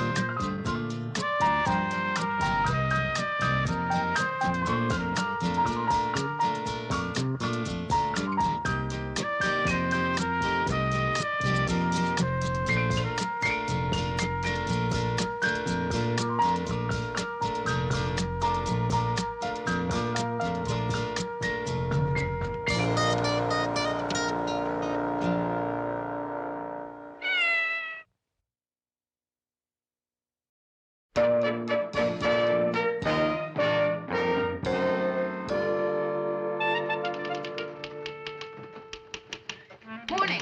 Morning. Mr. Grant in yet? Yeah, he's in the studio. Anyone know what kind of mood he's in? Terrific. In the elevator, he let me play with the buttons. Why are you worried about Lou, Mayor? Because, Murray, I have got to get a raise. Do you know that I have worked here for 7 years and I have only $400 in the bank? I mean, I have got to have more money. I need it. You're getting because... on in years? No. You're not getting on in years? Time doesn't stand still for any of us, Mary. No, Ted, it's just that that's not the reason I need more money. I happen to need more money. Because you're a clothes horse. Oh. Ted, it's none of your business that she's a clothes horse. Yes, it is. Georgette's always asking me, how come you got more clothes than she has? I had to tell her that all your dresses are reversible. Look, you really don't expect Lou to give you a raise, do you, Mayor? I mean, he's going to talk you out of it just like he does everything else. Oh, no, not this time, Murray. I spent all weekend rehearsing just what I'm going to say to him. There is no way in the world he can turn me down. Oh, yeah? Well, suppose he says, I just gave you a raise. Mr. Grant, my last raise was 2 years, 11 months, and 3 weeks ago. All right, what about, I'm sorry, Mary, the station can't afford to give you a raise. Mr. Grant, WJM grossed 13.6% more this year than last year and 21% more than the year before that. Good. Suppose Lou says... What do you say to that, Mary? I don't know, Ted. Not as prepared as you thought, are you? No, don't worry. There's no way in the world he can say no to a raise this time. Morning, Mary.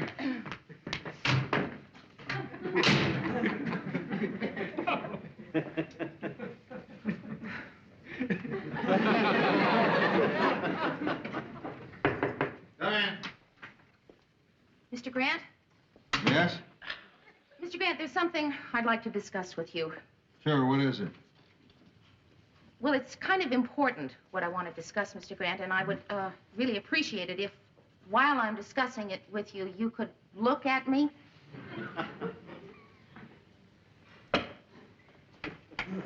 Okay. Mr. Grant, in almost 3 years, I haven't... Could you not look at me in quite that way? What way would you like me to look at you? I don't know. What other ways have you got? How's this? Mr. Grant, I've come to a very important decision, and I think you should know that I'm not asking. I am demanding a raise. Mary, I think you deserve a raise as much as I deserve one. Oh, well, thank you, Mr. Grant. but I can't get one. And do you know why I can't? Because you're so good. I'm not sure I understand that. If I go upstairs and threaten to quit, well, they just let me quit. Because they know they've still got you. Same thing if you threaten to quit. They've still got me. You mean you're saying the reason we can't get raises is because we do our job so well? That's right. If we were both incompetents, we'd have them over a barrel.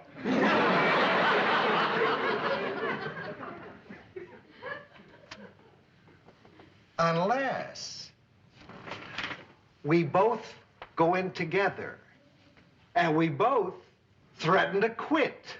No, Mr. Grant, I really, I wasn't that desperate. I mean, I just was, thinking about a few more dollars, just something to sort of make ends meet. That was, A few dollars, Mary? Yeah. Let's say, Lou. Hey, in a minute, Ted. Okay. A few dollars, Mary?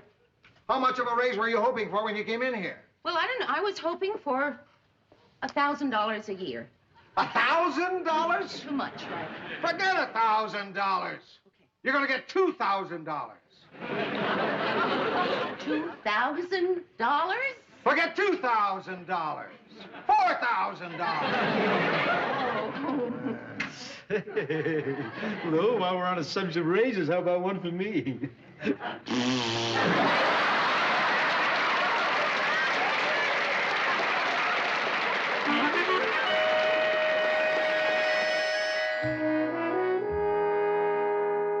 He'll be here in a moment.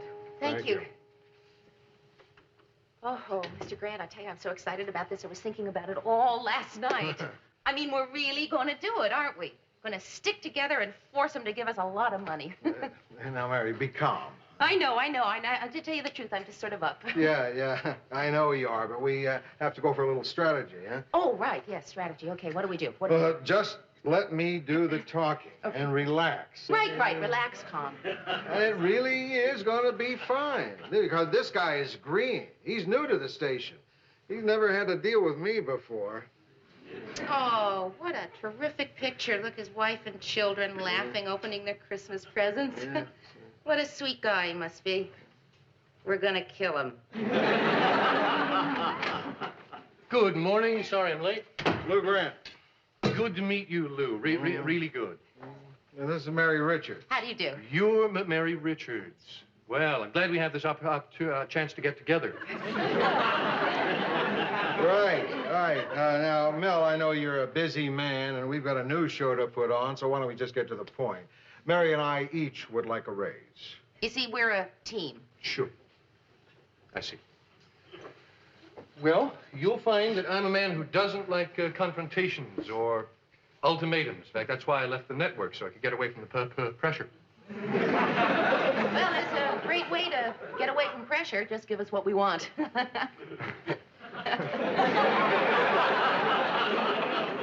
You were saying? Oh, the network thought I left because of those things I had. Things? Breakdowns. Actually, they were only tension spasms. I'm a lot better off here at WJM. It's so much more calm here. Smart move. Now, Mel, about our raises. Well, yeah. I'll tell you what. Why don't I, to avoid any unpleasantness, write down what I think would be a fair offer for each other. Is that all right with you, Mary? Yes, that'll be fine. Lou, your executive producer, been here for... 11 years. 11 years. Well, I think you should get... 12 years in May. Right. And, Mary, you've been here for... 7 years. Never absent, never late. Well, let's see how much you should get. I was just noticing what a beautiful family you have. They're really lovely. Thank you. It's not mine. The pictures belong to the last man who worked here. I just keep them around to remind me that he lost his job because he spent too much time with his family.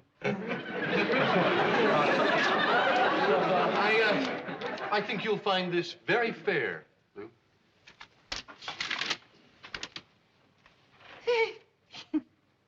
This is less than we make now. Can't blame me for trying. Are you going to make us a real offer or not? Oh, okay. Tell me what you think of this.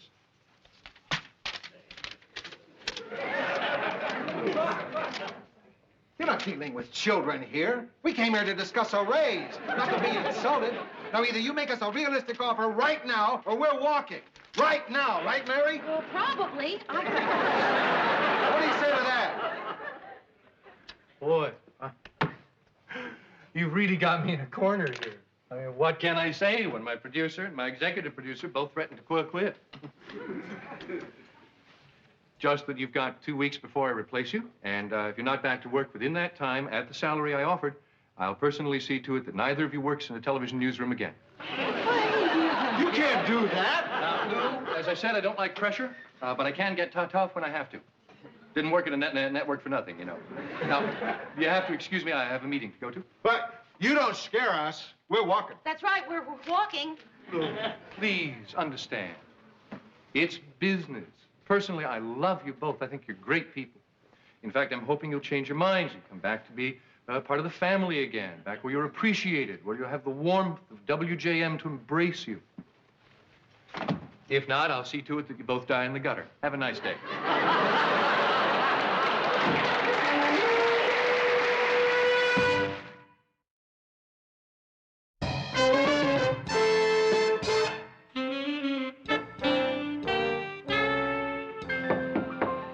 It's open. Hi. Hi. You want a beer? Mr. Grant, it's 9 o'clock in the morning. Oh, yeah. Some wine? You realize that we've been out of work for 2 weeks? I don't know about you, but I'm going crazy sitting around the house with nothing to do. Mary, I've got something to do. I'm painting this chair. This is the 27th coat. I figure it'll take 1.5 years to dry. Mr. Grant, I think we should seriously consider going back to work. I know, Mary. So you tell me on the phone every day. I want to go and renegotiate our contract. Now, if you don't want to go with me, that's all right. I'll do it by myself. But believe me, they need us far more than we need them. You really think so? Oh, sure. Yeah, come on in. It's open. Oh, hiya, Mary. Hi, Murray. Oh, Murray, it's so good to see you. It's so good. Why, thank you, Mary, thank you. But you were just over at the house last night. I just miss the office so much. Oh. Well, I just thought I'd stop by and see how things were going. I can't tell you how much we all miss you down at the newsroom. Yeah. Hey, you look really good, Lou. So how are things at the newsroom? Well, it's not the same without you two. Yeah. You hear that, Mary? Boy, it really must be murder to put on that show without us. How do you manage? Well, I don't know. I guess the show just sort of runs itself. Oh? Well, you know, Harry edits the film, I write the stories, Ted reads them, and we go on the air. Yeah. But Murray, who steps in when there's a crisis? Well, knock wood, we haven't had one since you left.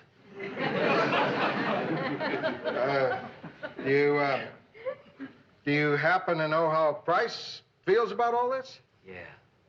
Now, look, I think he is really very upset about you two leaving. Mm-hmm. Now, I saw him for the first time last week, and, well, he was actually stuttering. He always stutters. Oh. Well, I better get to work. I'll see you, Mayor. Lou. Yeah. Oh, I forgot to mention one thing. Now, look, I really respect what you two guys are doing, but you better come back soon, because I am so lonely. I'm starting to get along with Ted.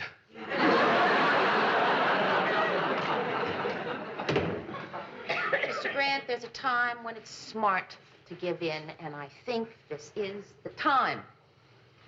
Mary, let me tell you what this is all about. It's not money. The thing to remember is that when people like Price think you're scared of them, they own you. Now, all my life, I've worked for other people. Probably always will. And they always think I'm independent, that I'm not scared of them. And do you know why they think that? Because you're so tough? No, because they're so stupid, they don't know I'm afraid of losing my job. course I'm afraid. Who isn't? But I don't let them find out because once they do, they own me. And I don't want them to own me, Mary. Some dumb reason. I don't want them to own you. So, what do you say? Are you with me? Oh, shut up and get me a beer.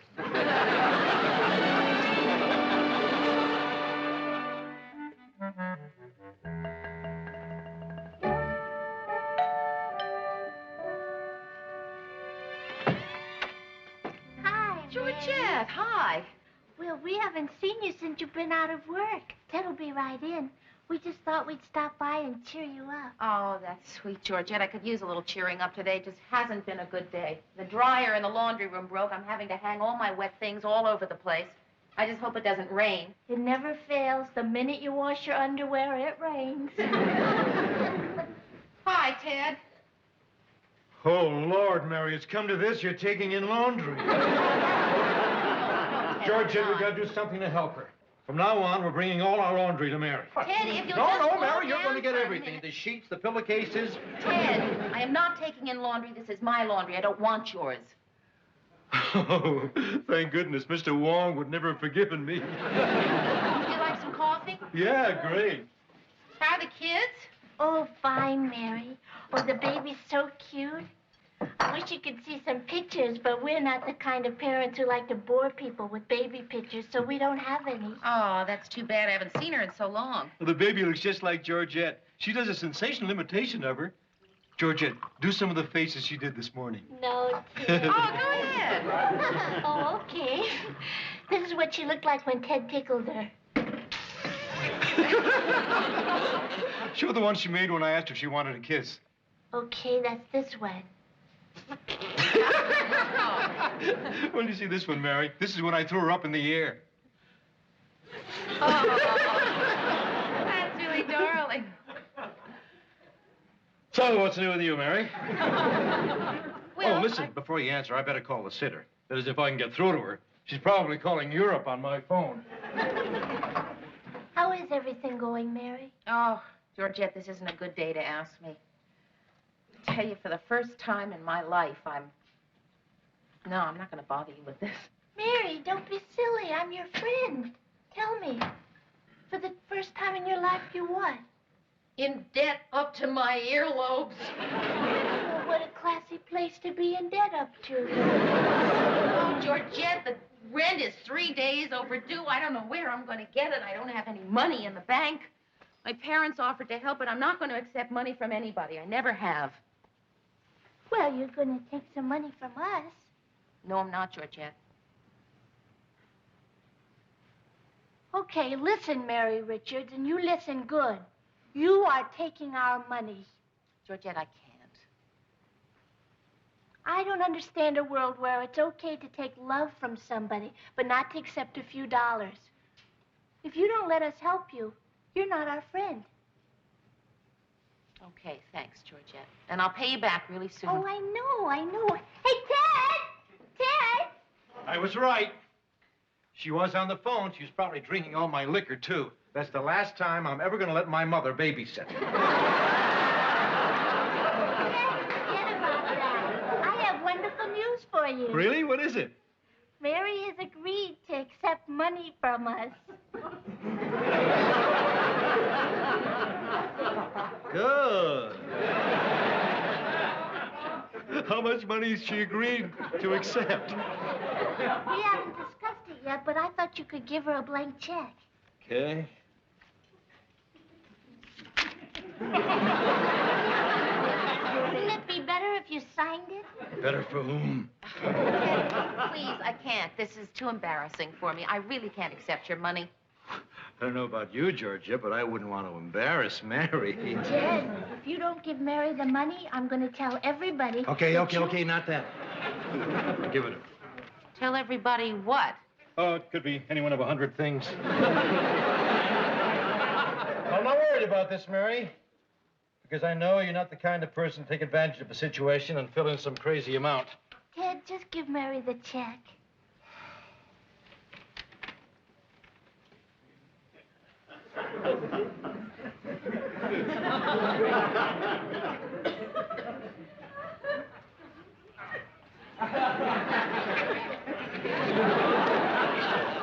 Ted, thank you, and I'll pay you back. Whatever is good, whatever is good. Goodbye.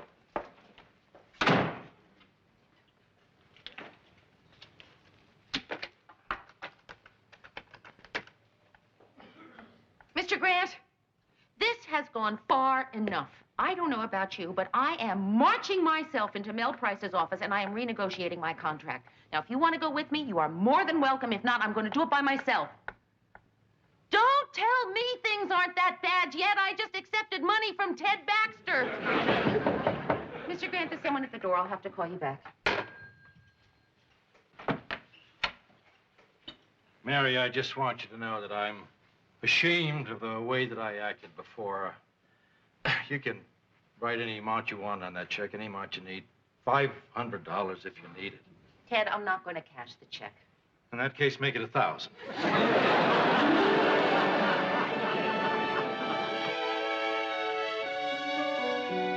Mary, I'm telling you, this is a mistake. He's going to own you. Somebody better, Mr. Grant. I can't afford to keep myself. Good morning. How are you? Good morning. Well, thank you. Good. So, what can I do for you? Well, it's been some time since our negotiations broke down, and since you haven't as yet found anyone to replace us... No, but we are very, very, very close. You are? Don't give us that.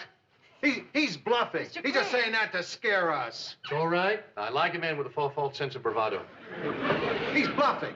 Continue. As I was saying, Mr. Grant and I were wondering if you would like to reopen the negotiations. Certainly. Well, there's nothing to negotiate. I have just so much money for you. Here's the figure. The two of you can divide it up any way you like. That'll be fine. No, it won't. It stinks. He's just throwing a slab of raw meat on the table and having us fight over it like a couple of slobbering animals. And we won't do it. Oh, Mr. Grant, why not?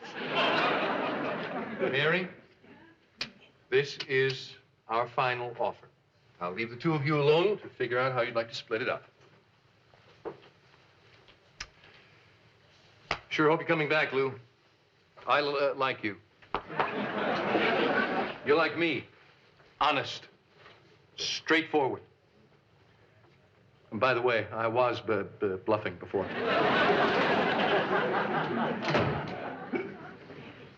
Well, what sort of a raise did he offer us? It's not bad, Mr. Grant.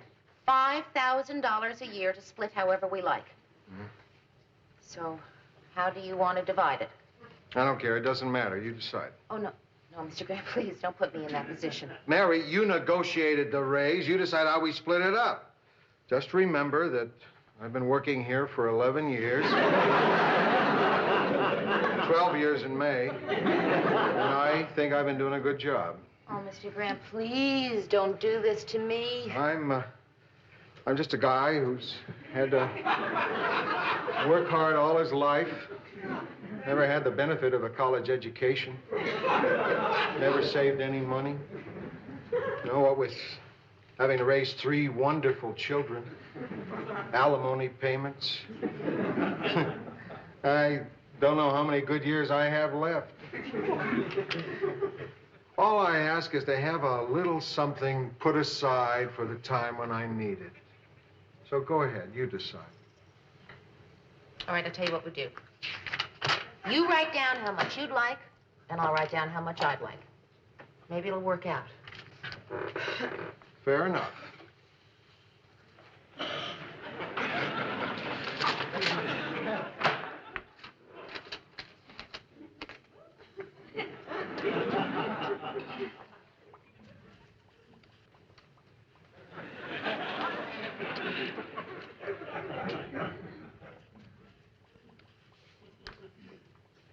How much did you write down?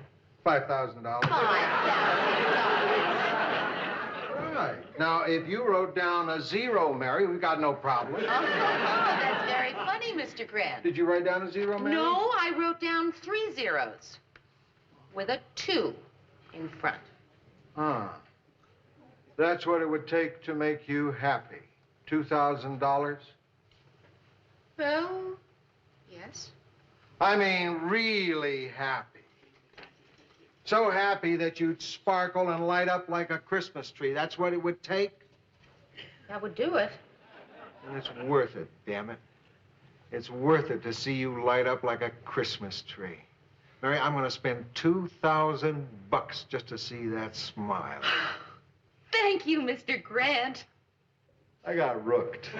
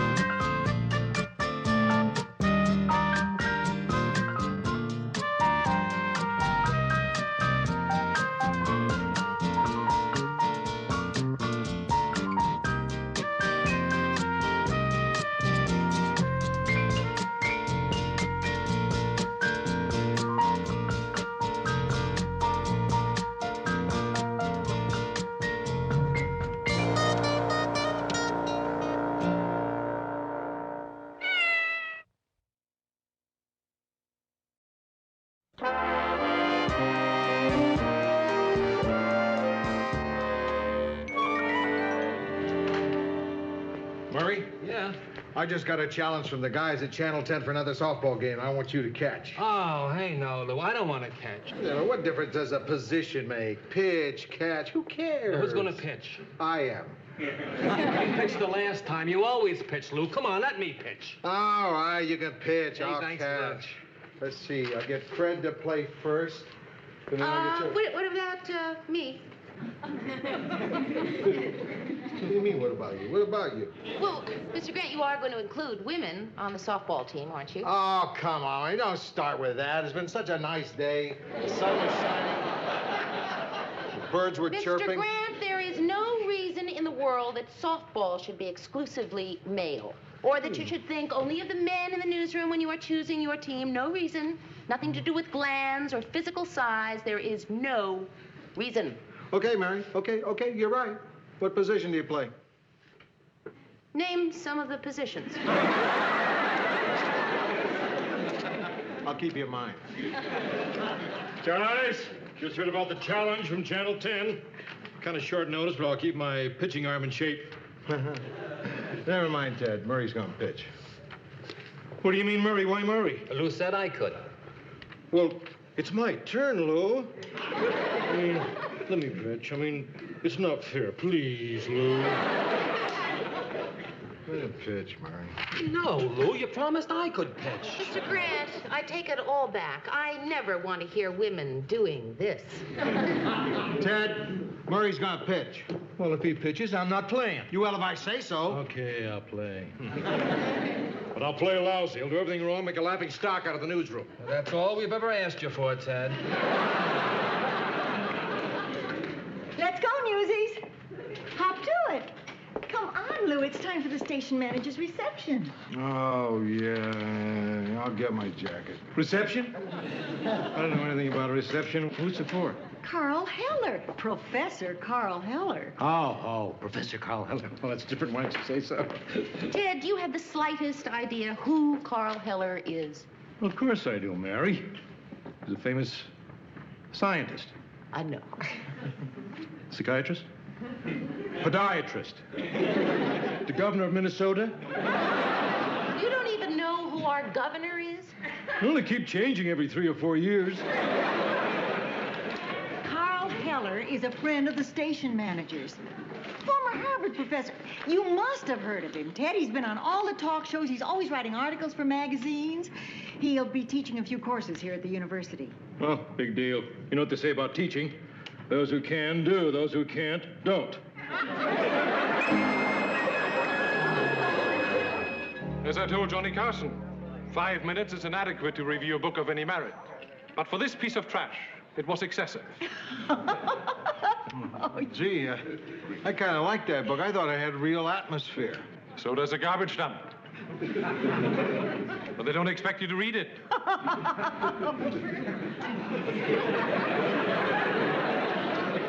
I think maybe I'll get another drink. Carl, I'd like you to meet Mary Richards, the producer of our news. I'm charmed. How do you do? Tell me, Miss Richards, are all the women in Minneapolis as lovely as you? Yes. I just adored your article in Harper's, Carl, on modern theater. Oh, yes. I love the theater. I just saw a revival of My Fair Lady. What a perfect show. Well, I personally have nothing against derivative schmaltz. Granted, it has flaws. But I don't see how a marriage of second-rate Shaw with third-rate operetta can produce anything but drivel. Not a great show by any means, but the costumes. Hollow pomp, draped in fruity decadence. Check. I think I'm going to just get another drink. I think the proper function of drama should be to shatter our complacency and to scar our souls. I do that on my show. Professor, I'm Murray Slaughter. I've enjoyed your writing. Thank you, thank you. I'd rather you hadn't. What we enjoy, we forget. What irritates stays with us. That reminds me. Do you know Ted Baxter? Professor, I understand your ace is in the brain game. Of whom is this person doing a parody? We had a couple of eggheads in my family, and yet I'm the one who became rich and famous. Funny, isn't it? No, not really. One never goes broke underestimating the public's taste. Ha ha.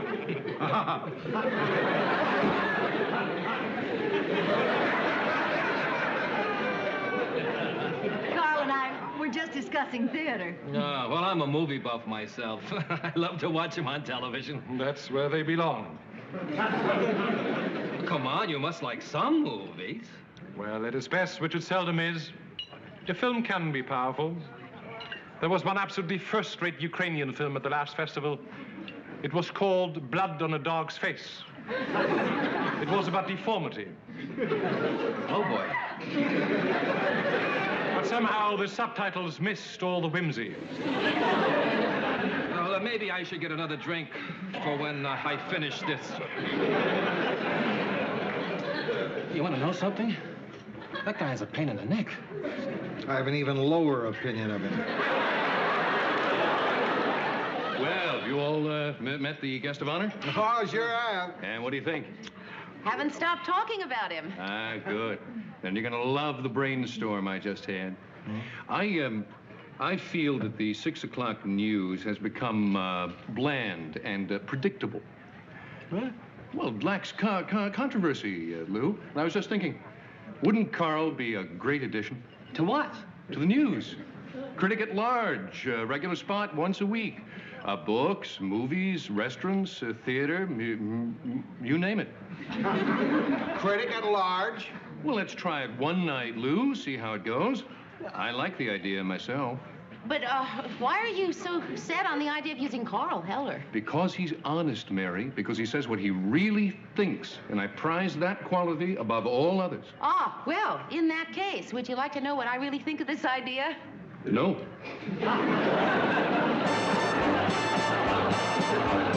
A surprise turn of events when a plucky grandmother climbed the tree herself, snared the fugitive canary in a handkerchief, and fed it to her cat. Carl Heller's coming on. And now it's time to introduce WGM's new critic at large, Carl Heller. We hope you enjoy him, but it's just a tryout, so if he bombs, he goes right down the old.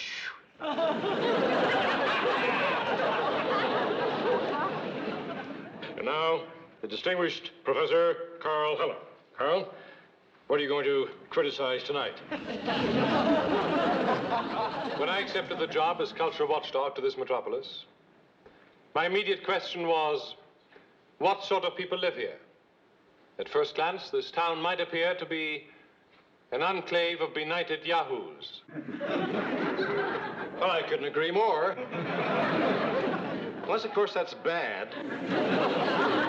I wondered, are their cultural pretensions as vacant as their smiles? Is this really the heartland of what Mencken called the bourgeoisie? He just called our entire audience boobs and yahoos. Maybe that was just a teaser. Maybe he was kidding. It is said that the people get the culture they deserve. In the nights to come, we shall try to find out exactly why no first-rate artists have ever been created in this big, but intellectually famished, arid, and sterile city. This is Ted Baxter saying goodnight from Phoenix, Arizona.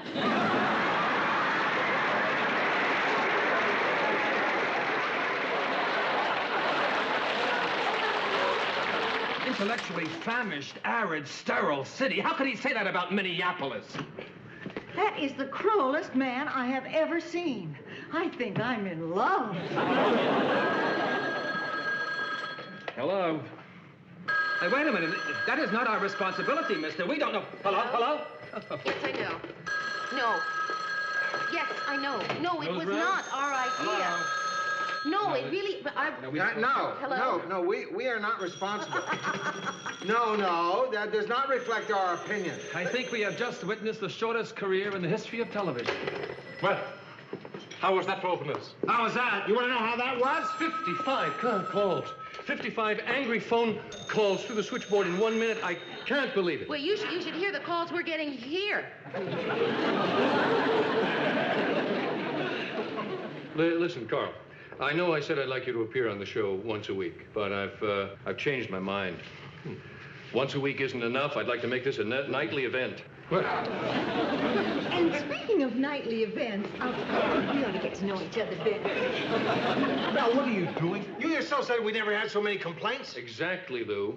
Complaints mean controversy. And controversy builds ratings. Well, if controversy is all you want, Mel, why don't we just have Mary here deliver the news topless?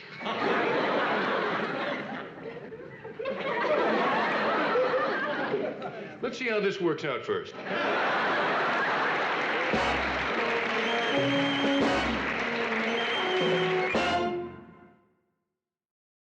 What a man, Mary, and what poise. Oh, he really knows how to treat a woman.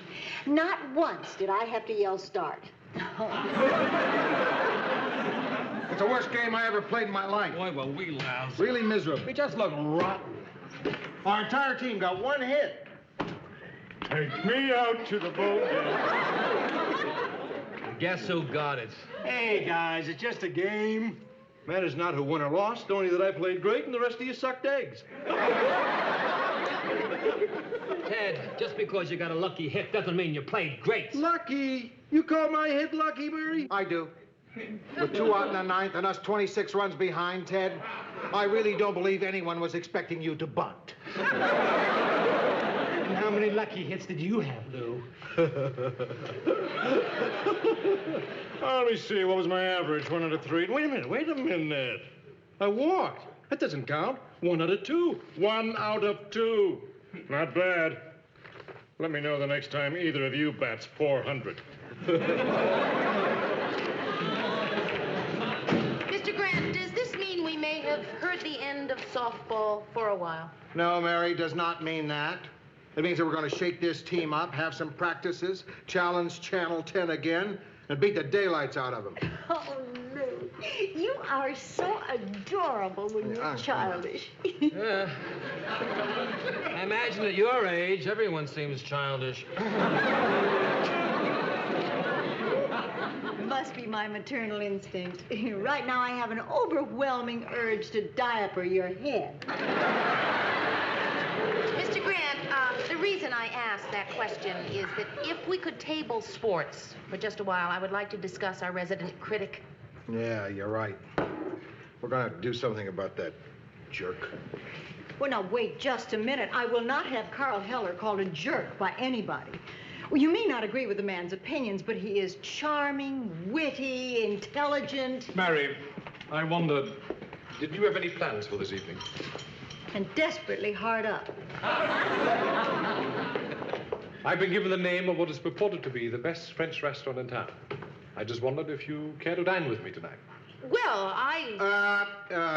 would you excuse us for a minute, Carl? Mary, can I see you for a moment? Something important came up. Just stay right there. We'll be right back in a second. It's really not important. She'll be right back.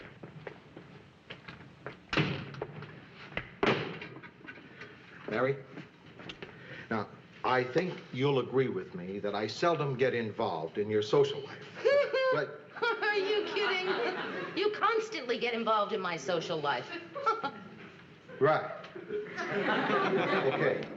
Mary, since I constantly get involved in your social life, I think you'll agree with me that one more time won't hurt. She'll be right out, Carl. Now, somebody's got to talk to Carl about toning down his reviews. And nothing puts a guy in a more receptive mood than good food, good wine, and the company of a beautiful woman. Now, I am going to ask you to go out with Carl for the good of the station and everybody involved. So, Mary, please, for everybody's sake, won't you go out with him? Sure, I was going to say yes anyway.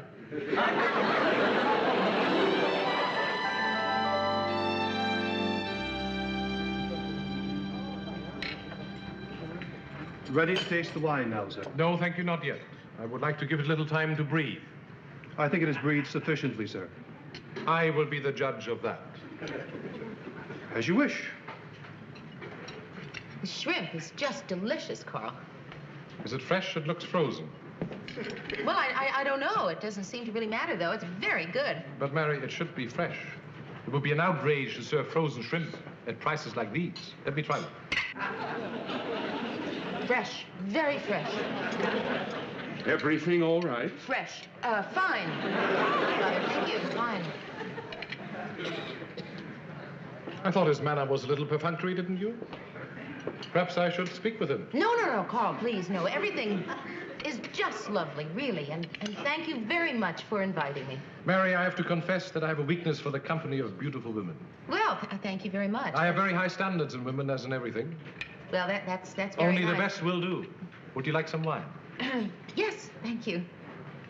Somni, I will taste that now, please. Actually, Carl, that's something that I wanted to talk to you about. I think your standards are a little too high. How so? Well, on the news, we are supposed to appeal to the public, you know, not just to the intellectual elite. But you never seem to praise or recommend anything. I mean, you can be too critical, you know. You really think so? Well, yes, I do. I mean, just being negative isn't really being constructive. But if you were to point out some of the good things about our city and be encouraging and supportive... This won't do. I beg your pardon. This wine is bad.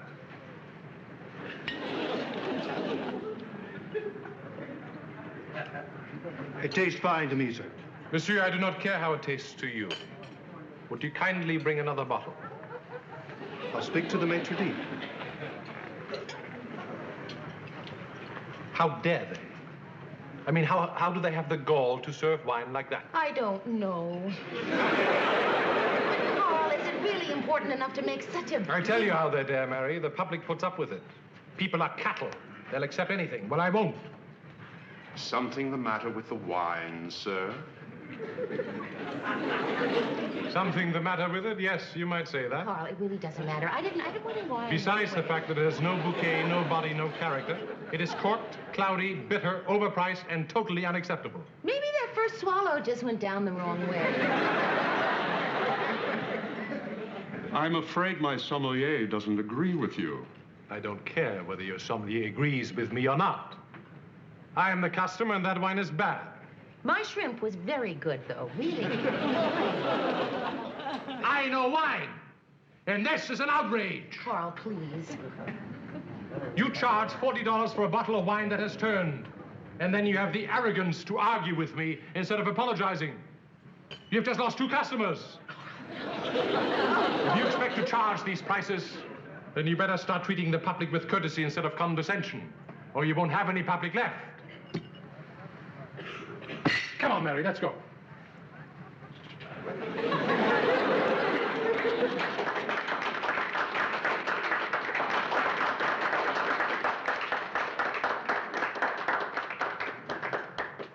And next time, make sure the shrimp is fresh.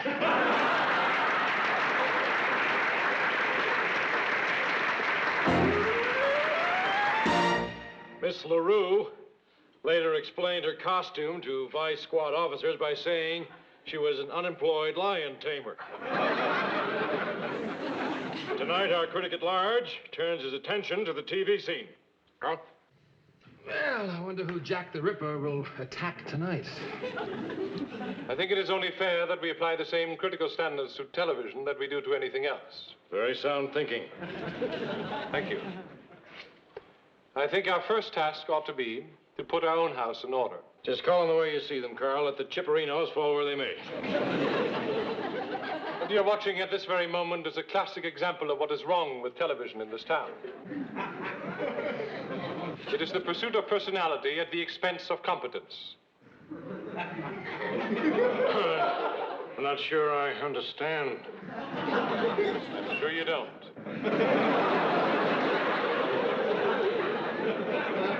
Let's face it, WJM is the biggest offender in that regard. From the dowdy frumpery of the Happy Homemaker show to the bumbling, foot-in-the-mouth delivery of a certain anchorman. And backing them up right down the line are dull writing, inept staging, and high school production methods. Well, there you are. The Emperor has no clothes.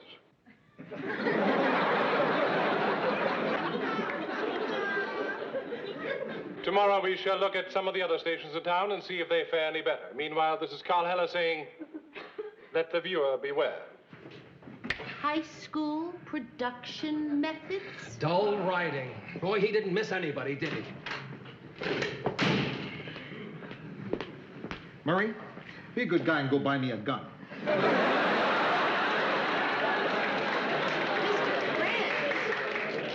Look, Lou, I don't like this any better than you do, but we've got to stay calm. I'm calm. That's one of the things the Army taught me, how to kill calmly. Bumbling? Do you think that's a nice thing to say about anybody, bumbling? My mother watches this show. What's the matter with you? If we dish it out, we ought to be able to take it. Okay, Carl. Let's see if you can take it. No, Mr. Grant, please, no, please. Don't. Let me handle this. You creep. Who do you think you are? What new show did you ever produce? Or anything else for that matter? Mary, you don't have to be a chicken to judge an egg. Have you no sense of proportion? Criticizing a multi-million-dollar movie is one thing. But to publicly attack the individual workers at a tiny television station who are simply doing the best job they can is nothing but sadistic bullying by an arrogant snob. Now hit him.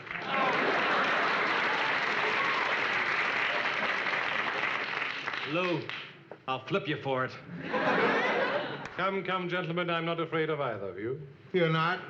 You wouldn't hit me, Lou, because that would mean that you can't take criticism. And deep down, both of you know that my criticism was just. And in your business, you can't attack old-fashioned honesty, can you?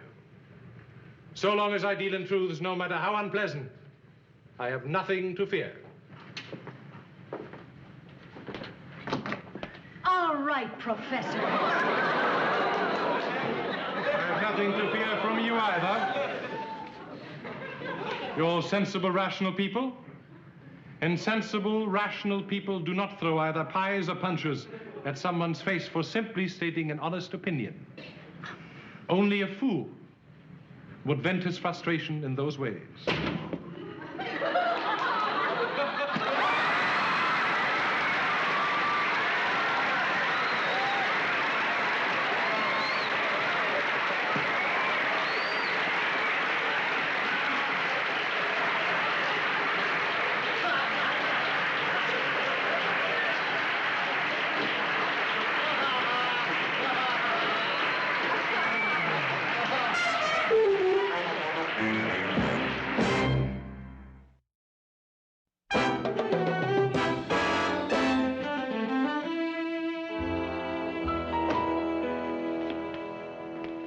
Well, he's fired. Well, how'd you work that? I didn't. Apparently, the station manager isn't that thrilled by honesty when it comes to his own show. You know, in a way, it really isn't fair. I know. I thought the same thing myself. I mean, I don't like what Carl said, but the station manager did. He wanted controversy. Yeah, he wanted him to attack things. He wanted him to say what he thought. So, It was hypocritical of him to fire him. Very hypocritical. Not right at all.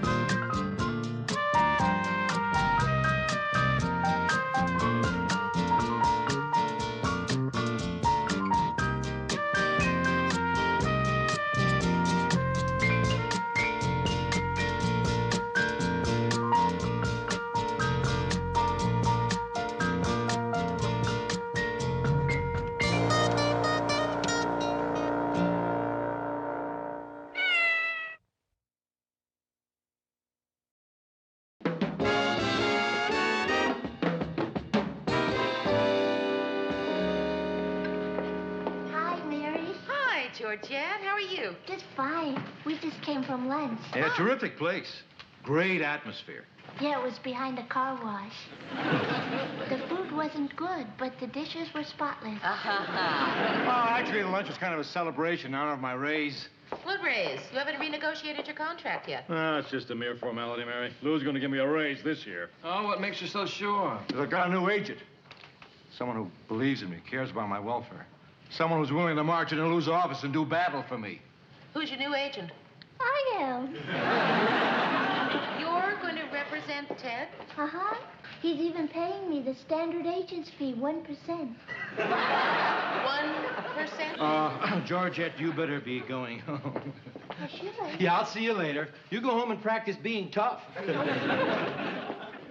Hi, Georgette. Hi, Lou. Wait, I meant hi, Lou.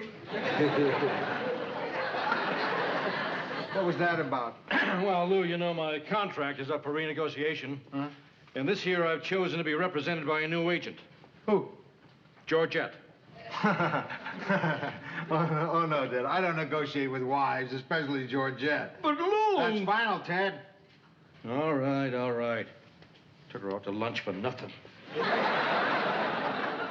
Mary, I need a small favor. Can you sew?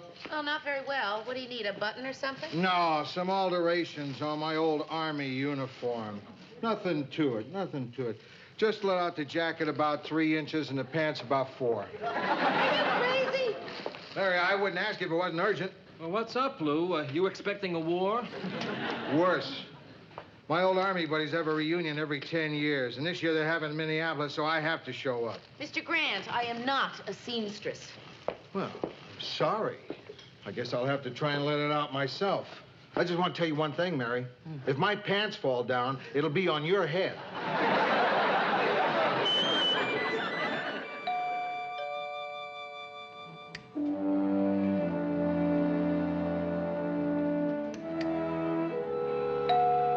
Who is it? Master Sergeant Lou Grant. Oh, my God. Mary, say hi to my old Army pal, Ben Selwyn. Hi. Hey, I'm sorry. I wanted to take him home after the reunion broke up, but he wouldn't listen. Mary, Ben and I had an argument. Ben here said that there were no great broads left in the world, and I said that there are. Broads? Mm-hmm. You know, the kind a couple of guys could pop in on in the middle of the night and she wouldn't get mad. And the kind who would invite them in and make them breakfast and sober them up. Oh? And who might that be? Ah, you know, Mary, you're a great broad. Broad, Mr. Grant? Oh, come on, Mary. Don't give me that broad, Mr. Grant. That's a compliment. It's 3 o'clock in the morning. Mary, you have a reputation to protect. I never wanted a reputation as a great broad. Well, you got one now, so you better live up to that. Please, Mary. A soldier's honor is at stake here. So, what'll you two doughboys have? Coffee'll be fine. Great broad. Yeah. Isn't she? Mary, would you believe it, but Ben here saved my life during the war? I mean it. If it weren't for him, I wouldn't be sitting here right now. Thanks a lot, Ben. What happened was that I went AWOL. And when they came around to take a bed check, Ben here took care of it by slipping under the covers. But he never got back to his own bed in time. So they marked him AWOL, and they threw him into the stockade. Come on, Lou, it was nothing. Nothing. Nothing. Yeah. Mary? Mary? Mary? Do you know who was in charge of that stockade? I haven't a clue. Maurice the ape. The hairiest guy you ever saw. If you like guys with hair all over their bodies, you would have loved this guy. I mean, he used to be able to hide sandwiches in his chest.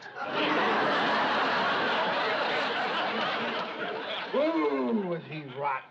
Mean and rotten. You know, if he got a guy that he didn't like, you know what he used to do to them?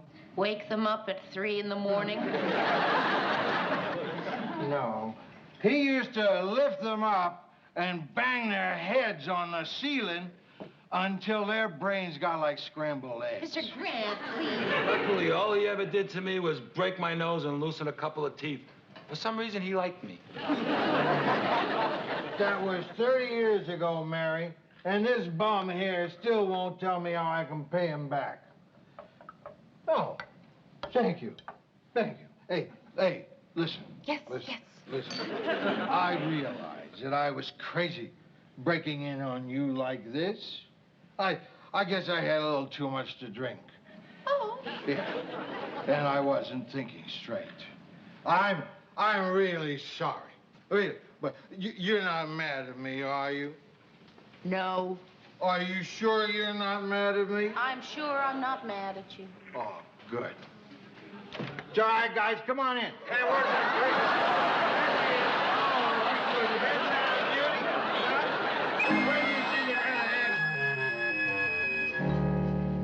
All right, Mr. Grant. Bad hangover, huh? The worst. After he left my place, he went out drinking all night with the boys. Well, it figures. You know, I came in early this morning and caught him trying to hide all the typewriters. Well, let's just make sure that nobody bothers him today. Oh, relax, man. Nobody around here is going to be dumb enough to go near him. Hi, guys. Lou in? He must listen at the door. Ted, would you hold it down? Mr. Grant has a terrible hangover. Hangover? Terrific. Terrific? Yeah, because I have to go in there and negotiate with him. And you have a much better chance of getting whatever you want when the guy you're negotiating with is at a disadvantage. Yeah, well, Ted, I don't think today is a good day to talk to him about anything. Oh, don't be silly. When am I going to get another chance like this?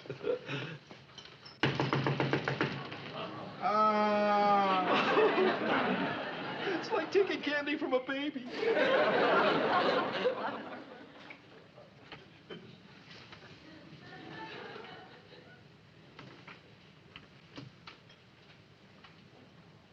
Hi, Lou. Ted? Yeah, I came to negotiate. Go away before I eat your face. No. You wouldn't negotiate with Georgette, so you're going to have to negotiate with me, Lou. Some other time, Ted. Now, Lou. Okay, Ted, okay, but soft, very soft. Okay. Now, in addition to more money, these are some of the other things I want. First, I want my dressing room redecorated, and I don't just mean a paint job. That's what you always give me, a paint job. This year, I want wallpaper, a new rug, some Danish modern furniture, and maybe a cat. Okay, it doesn't have to be a real cat. Say, you think we might be able to discuss money, Lou? Tell you what. Suppose I change my mind. Suppose I agree to negotiate with Georgette like you wanted. When?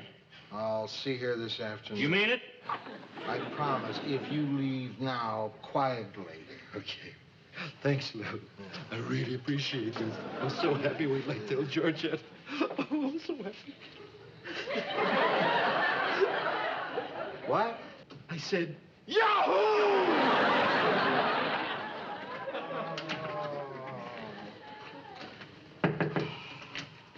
What do you say, pal? Hello, Ben.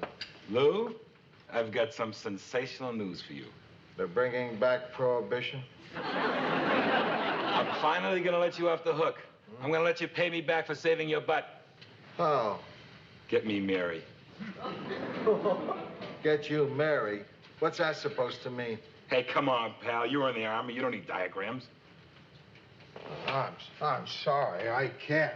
Pal, you owe me this favor. All you gotta do is ask her to go out with me. That's all.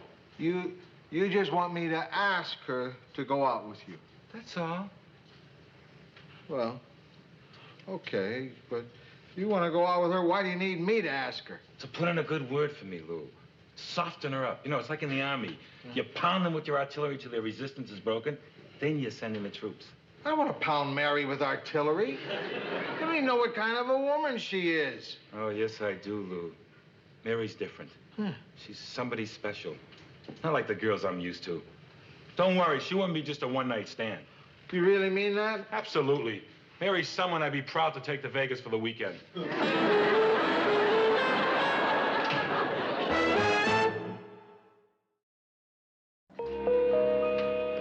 Mary back from lunch yet? No, Lou. What's up? Don't worry, I did a terrible thing. I owe this old Army buddy a favor. He wants to go out with Mary tomorrow night, and I said I'd ask her. Well, so what's wrong with that? Oh, you don't know this guy. He's a real makeout artist. During the war, German women used to give him nylons. Oh, hey, Mary, are you busy tomorrow night? No? You sure? Yeah? But check your calendar, make sure. Mr. Grant, what's this all about? It's Ben. He finally figured out how he wants me to pay him back. He wants me to ask you to go out with him tomorrow night. After 30 years, that's all he wants? Yeah, I knew you wouldn't be interested. No, Mr. Grant. I wouldn't mind going out with Ben. Not at all. I think it's kind of flattering that that's the way he'd like to be repaid. You're sure? Yeah. You really wouldn't enjoy yourself, Mary. Look, Ben isn't going to be in town all that long. I'd be delighted to show him a good time. Oh, boy. Hi, Mary. Oh, hi, Georgette. I've come to discuss Ted's raise with Lou. Frankly, I'm a little scared. I've never done anything like this before. Oh, Georgette, don't be nervous. I'm sure you'll do just fine.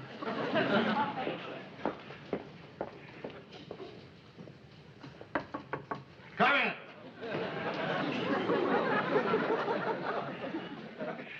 Hi, Lou. Here I am. Oh, yeah, right. Sit down, Georgette. Why don't we see if we can get this over as quickly as possible? Now, exactly what kind of a raise for Ted did you have in mind? Well, seeing as how we have 2 children now, and the apartment is kind of small, we were thinking of maybe buying a house. Georgette, I think I should tell you. The station really can't afford much money. Oh, okay. Goodbye. Wait a minute. Where are you going? Well, if you don't have any money, we really don't have to have a house. Georgette. That's just part of negotiating. You always tell the other person you can't afford to give them a raise, even if you can. But that's lying. No. It's not lying. It's taking a firm stance. Oh. Yeah. Well, then what am I supposed to say? What? You're supposed to say that Ted has a lot of other offers. But Ted doesn't have any other offers. So I guess we can't ask for a raise, which means we can't get the house. Unless I go back to work. But then I'll have to pay someone to watch the children while I'm working. But if I do that, then we'll just break even, and Ted will have to ask for a raise again, which he won't get because he doesn't have any other offers. Poor Ted. Look, Georgette, I'll give Ted another $2,000 a year. How's that? But you can't afford it. I don't want the station to go into debt. The station won't go into debt. They got more money than they know what to do with.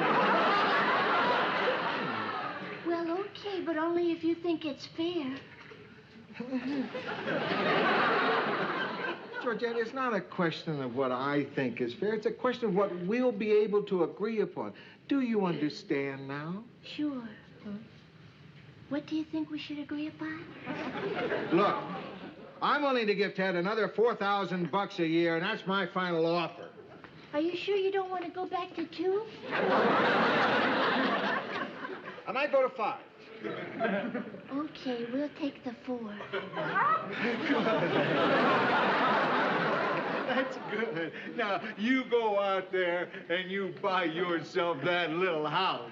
Okay? Phew. What? Ted sure was right. Huh? You sure drive a hard bargain.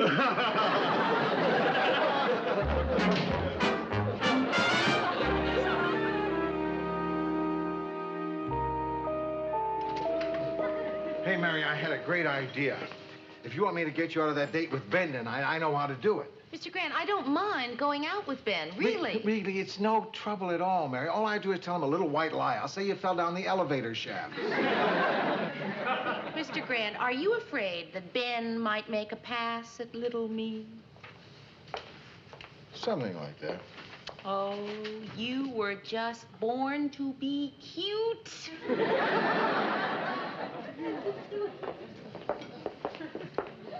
If anything happens to her on that date tonight, I'll kill myself. Oh, come on, Lou. I'm sure that Mary has gone out with a lot of guys like Ben before. No, not like this guy. When it comes to women, he's an animal. I thought this guy was your friend, Lou. Oh, not exactly. Not exactly. He's the kind of guy whose company you don't enjoy, but you tolerate him. Did you ever know anybody like that? Great show, guys. He must be listening at the door. What's up? Oh, nothing you'd be interested in, Ted. Oh, discussing the news? No, Ted. It's man talk. Man talk. And I wouldn't be interested. What am I, a puppy? Mary, what is it? Well, Lou's old army buddy is taking Mary out tonight, and Lou's afraid of what might happen. Hey, relax, Lou. What's the worst thing Mary could do to this guy?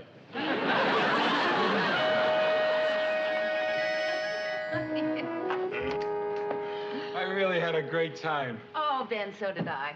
Would you like some brandy? Love it. Come on in. It's a shame you're going home so soon. Tomorrow, huh? Yeah, I'm beginning to like it here. You know, Mary, this is really a nice-looking apartment. Oh, thank you. I haven't lived here very long. The other place was nice, but it was kind of small. That's why I moved here. This one has a bedroom. Smart move. Look at that bee at this hour. Who is it? It's me, Lou. Wonderful.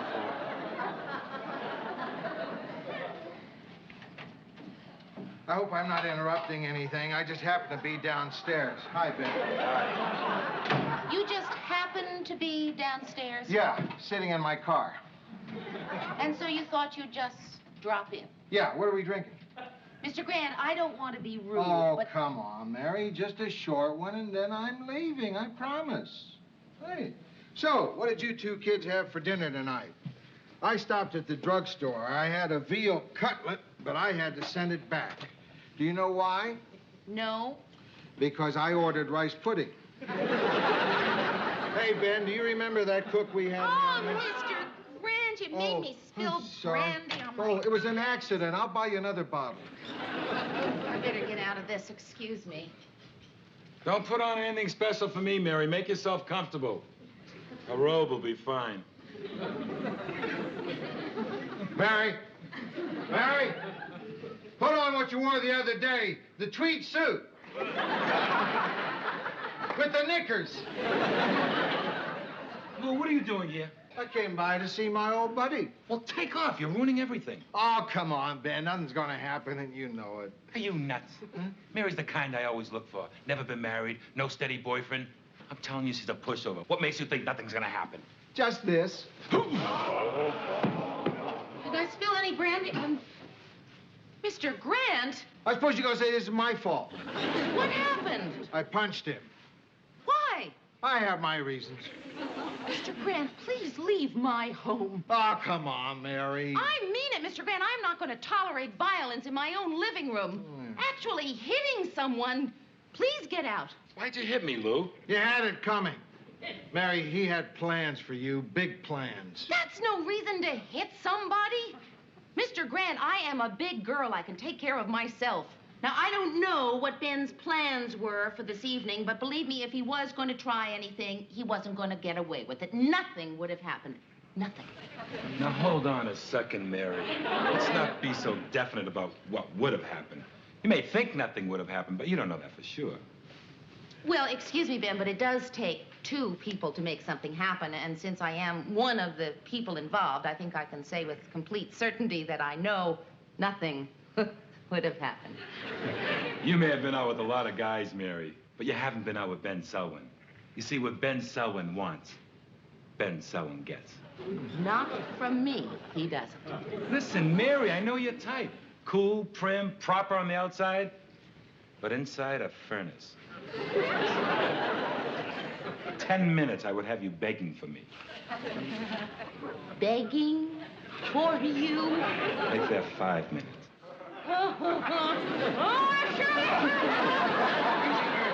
Easy, Ben, you better get out of here. I don't know how much longer I can hold. No. Thanks for a delightful evening, Mary. Lou, I'll see you in 10 years. Yeah. Oh, why didn't you let me hit him? I was afraid you might kill him. Just one, that's what I wanted. Just one. Come on. Take it easy, relax. He's gone. Yes. There, that's better. Come on, sit down.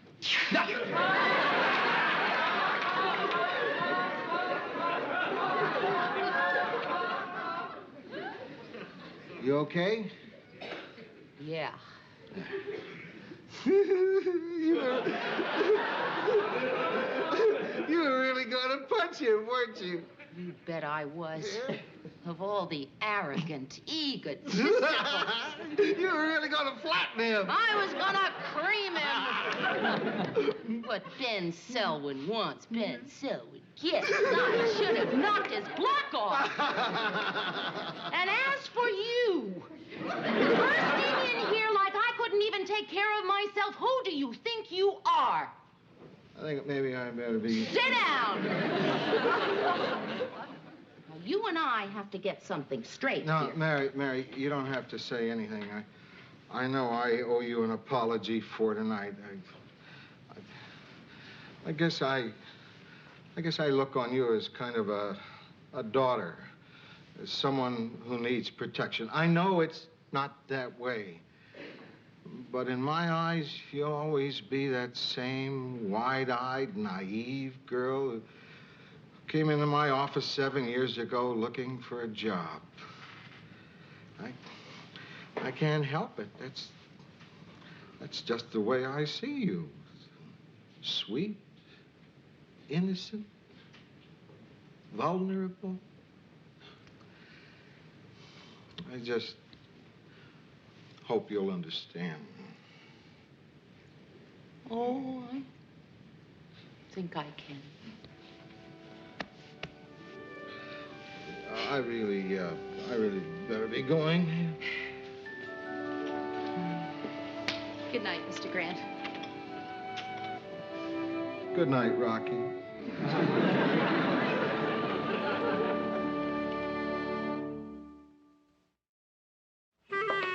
You got Ted a $4,000 raise? That's incredible.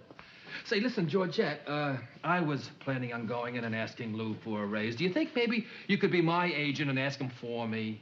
Oh, Murray, I wouldn't know what to say. Well, you could just say the same things you said for Ted. You know, if it worked for him, I'm sure it would work for me. Well, okay. Thanks. Murray? Yeah. Here. Oh, Lou, can I speak to you for a second? Sure, Georgette. What is it? Well, seeing as how Murray and I have 2 children now and the apartment is... We were thinking of maybe buying a house. Of course, if you don't have any money, maybe you don't have...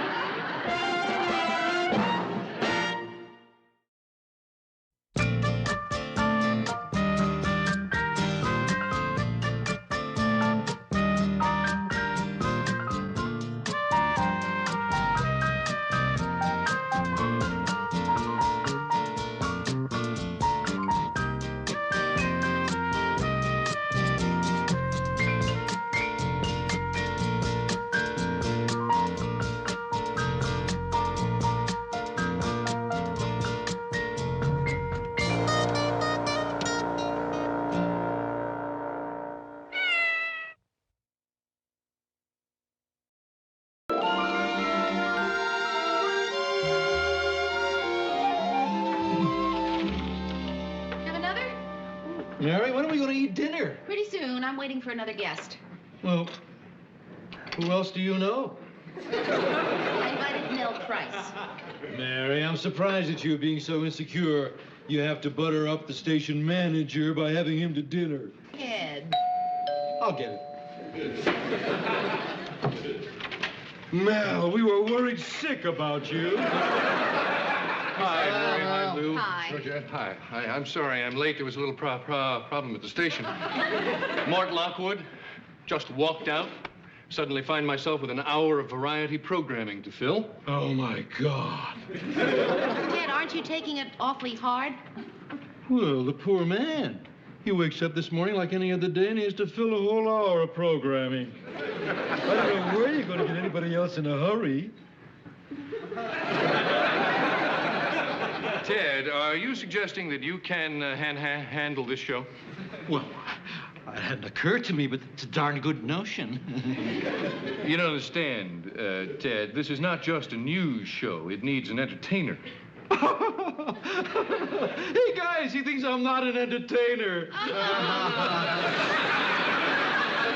What's this? Mary, do you have a large blindfold? Gee, I'm sorry, Ted. All my blindfolds are in the wash. What would a napkin do? Oh, sure. This is a little something Georgette and I worked up as an act for a church benefit. Come on, everybody, inside. Okay, take it, Georgette. Ladies and gentlemen, Ted is going to demonstrate mental powers you never knew he had. What you gonna do, come in out of the rain? As I pass among you, I'm going to ask each one for an object which the amazing Theodore, completely blindfolded, will correctly identify just by reading my mind. Ready, Teddy? Ready.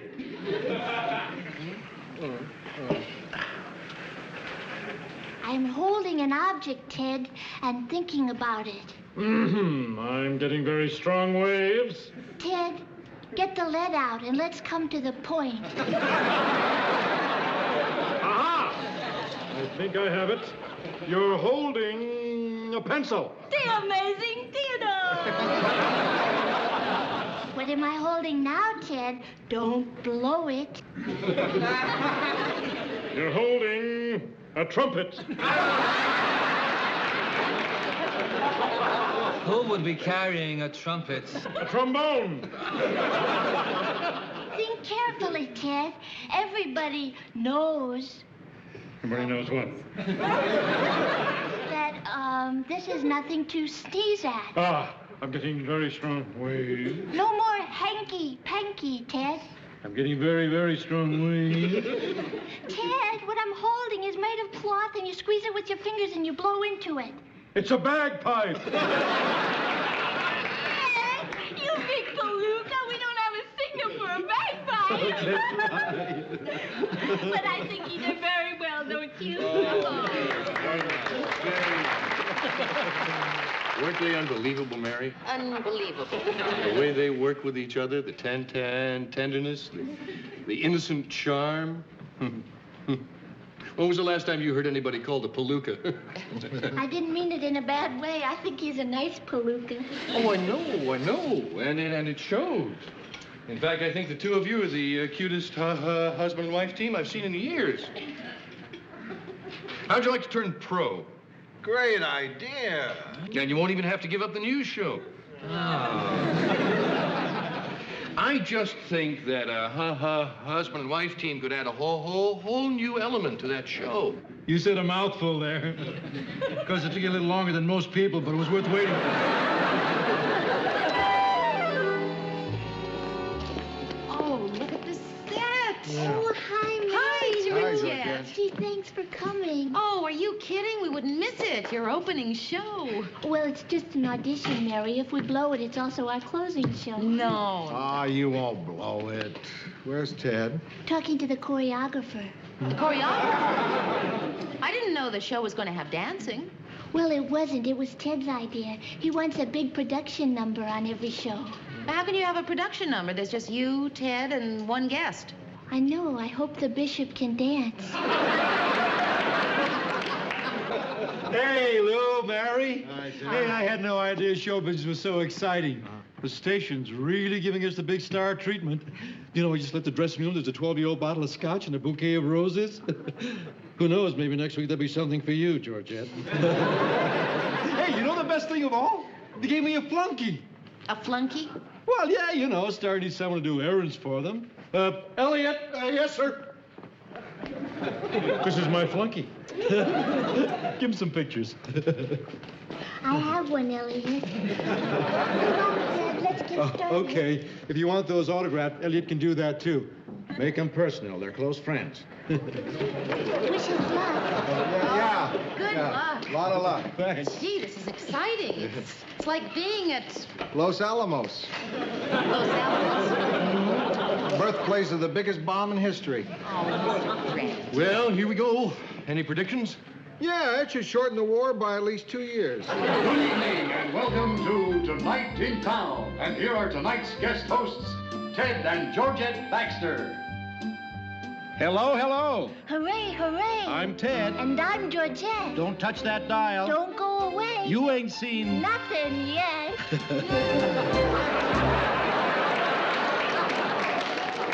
We're not talking A-bomb, Mary. We're talking H-bomb. That was cute. Huh? That was pretty cute. Well, I wouldn't want to see it often, but it was cute. Well, here we are, Teddy Bear, on our very own show. Live from Minneapolis.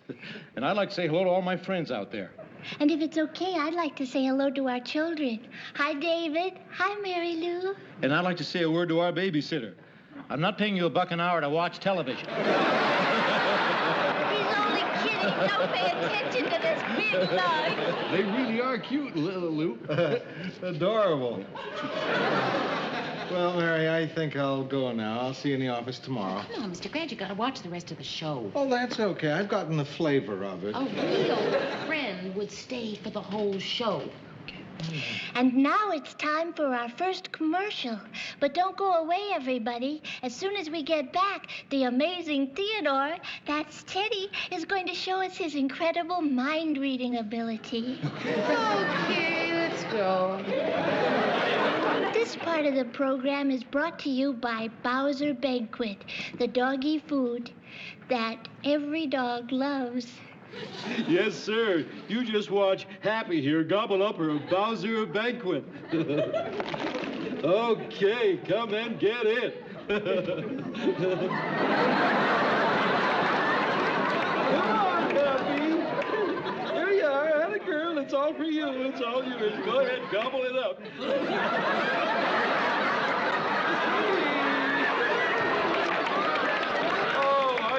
You want to play choo-choo. Okay, here comes the choo-choo. Woo!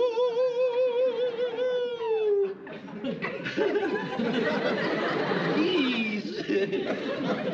Oh, I guess you forgot about playing choo-choo. Did you want to grow up to be a Great Dane? Come on, it's really good for you. I'll show you how good it is. I'll taste it for you.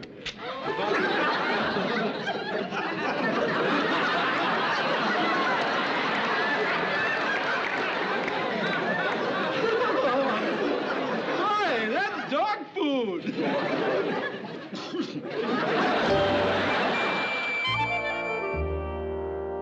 Hey, Lou, look, I gotta ask you something. You were a crime reporter. I mean, you've seen appalling things. Nothing ghastly shocks you. So, would you explain why... The success of the Ted and Georgette show. Exactly.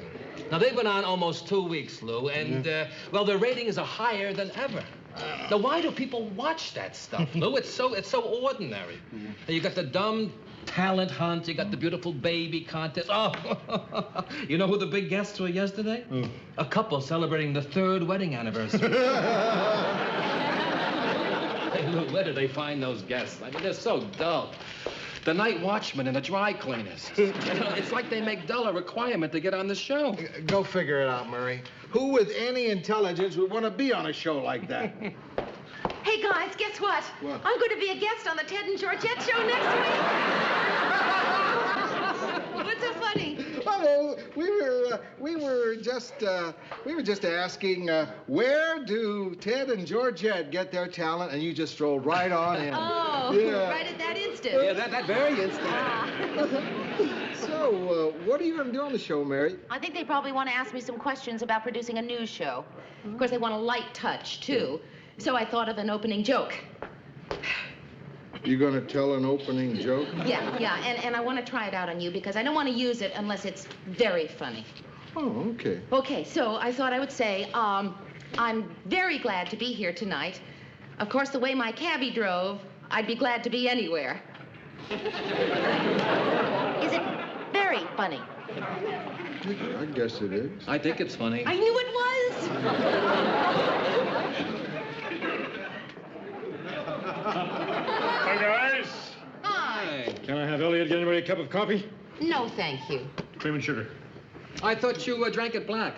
Well, I do, but I'm training him to handle a little more responsibility. Well, enough chit-chat. I'm a busy man. Mary, the baseball player we had scheduled for tonight fell out. We want you to fill in for him. Me? Tonight? What are you going to be on next week anyway? What's the difference? But, Ted, it's so sudden. I mean, I don't have time to prepare for it. What's to prepare? It's an interview. We ask you how the news is done, and you tell us. Yeah, it's about time Ted found out anyhow. If you're a pro, you can be ready at a moment's notice. Right? Right. When I'm right, I'm right. Well, Mary, what do you say? Time is money. Can you get yourself ready in a couple of hours? No. Yes, I guess. I don't... All right, fine. It's settled. Ooh, I've got to go. I've got to check those sets. Say goodbye for me. I don't have time. Goodbye. Hello, Mom. Listen, I'm not going to be on the show next week. I'm going to be on tonight. Okay, I'll talk to you afterwards. Bye-bye. Georgette, hi. Oh, I am so excited. I'm going to be on the show tonight. I mean, I'm not even sure I'll know what to say, but I am really excited. Me too, Mary. I'm thrilled to death. Good.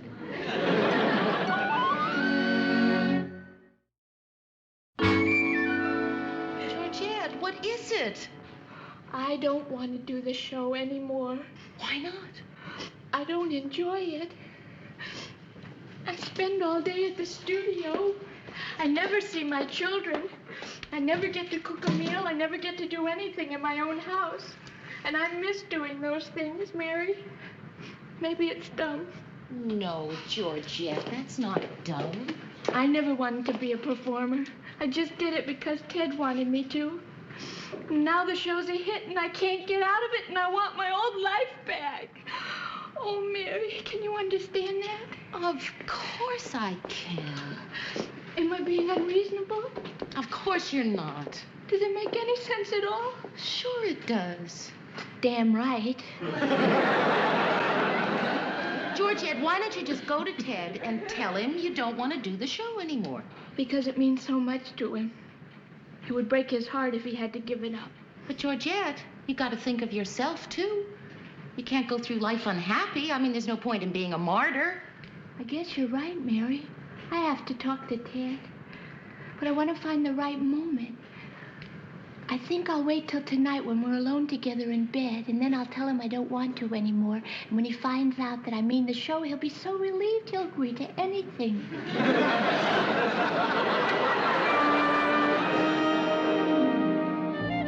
Thank you for your nice letter. It's always nice to hear from a fan.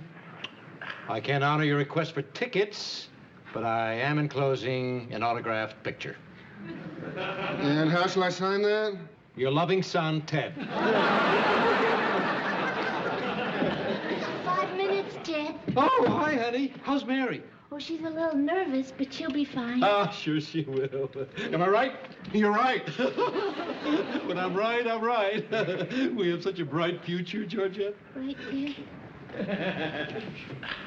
Hey, what's the matter? Nothing. Yes, there is. When a guy's married as long as I have, he gets to spot those little clues. Elliot, find out what's the matter. Ted, you and I will talk about it when we're alone. We are alone. Oh, Oh, okay, that's enough. Thanks a lot. I mean, let's face it, how can you improve on God's handiwork?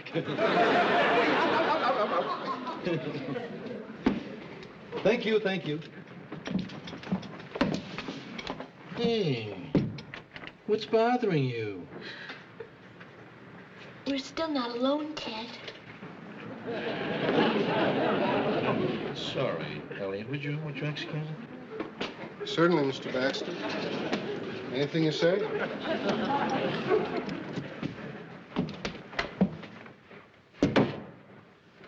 Ted, I want to talk to you about the show. I don't want to do it now, but I think we should sit down and have a serious talk afterward. Why can't we talk about it now? It's too close to airtime. So? It might upset you.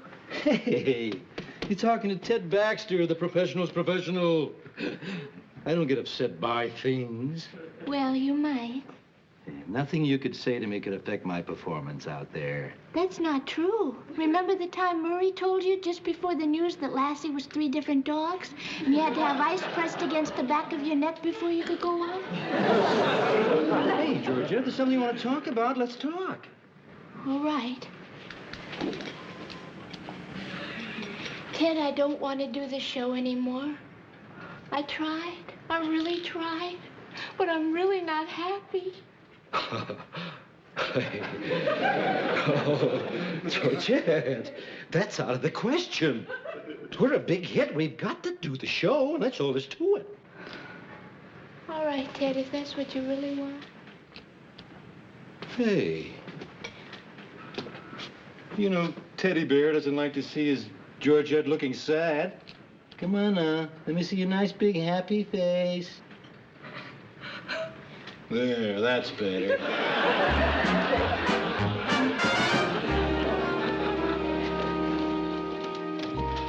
Jerry, do you want to sit in the middle? Sit in the middle. And don't worry, this'll be fun. How can you do this to me, Georgette? Right in the middle of a successful show. Okay, everybody, here we go in 5, 4, 3, 2, 1. Live from Minneapolis, here are Ted and Georgette Baxter. Hello, hello. Hooray, hooray. I'm Ted. And I'm Georgette. Don't touch that dial. Don't go away. You ain't seen. Nothing yet. Why don't you tell everybody about tonight's guest, honey? Mary Richards, the producer of the 6 o'clock news. We'll be back with our guest right after these messages. Ted, I can't do it. I tried. I gave it all I had, but I just can't do it. I'm sorry for letting you down. Hey, wait a minute, Georgette. Georgette. Georgette. Ted? 5 seconds. Ted? 4, Georgette. 3, 2, 1.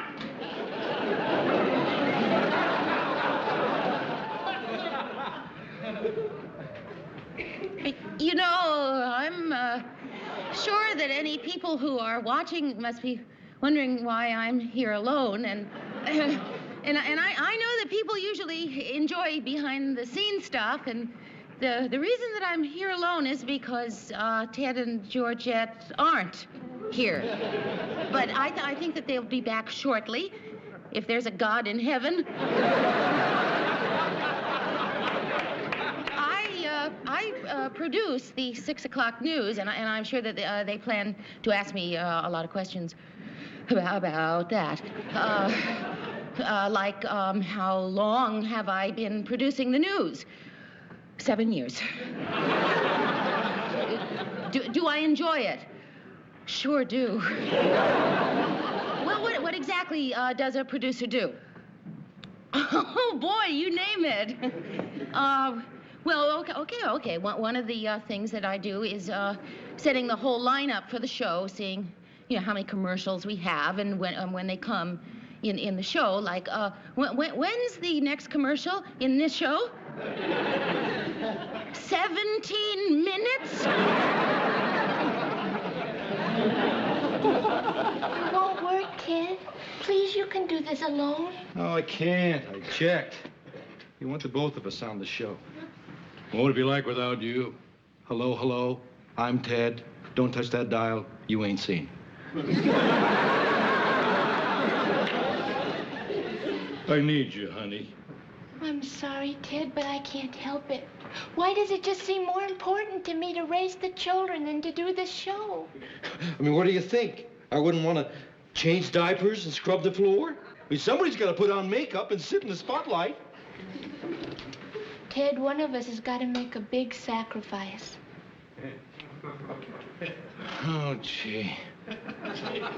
Why does it always have to be you? And then there's that question that everybody wants an answer to. What do I do after I check the promo log? Well, I'd like to answer that question, but I'm afraid I don't have any time. Oh, I do have time. Ted, I can't do it. This is very important to you, isn't it? Yes, it is. All right. All right, I'll give it up. I'll give it up. I'll give up the fame. I'll give up the money. But can I ask one thing of you in return? Sure. Can I keep Elliot? Sometimes there's some film to look at, and then I brown bag it in the screening room. Am I getting too technical?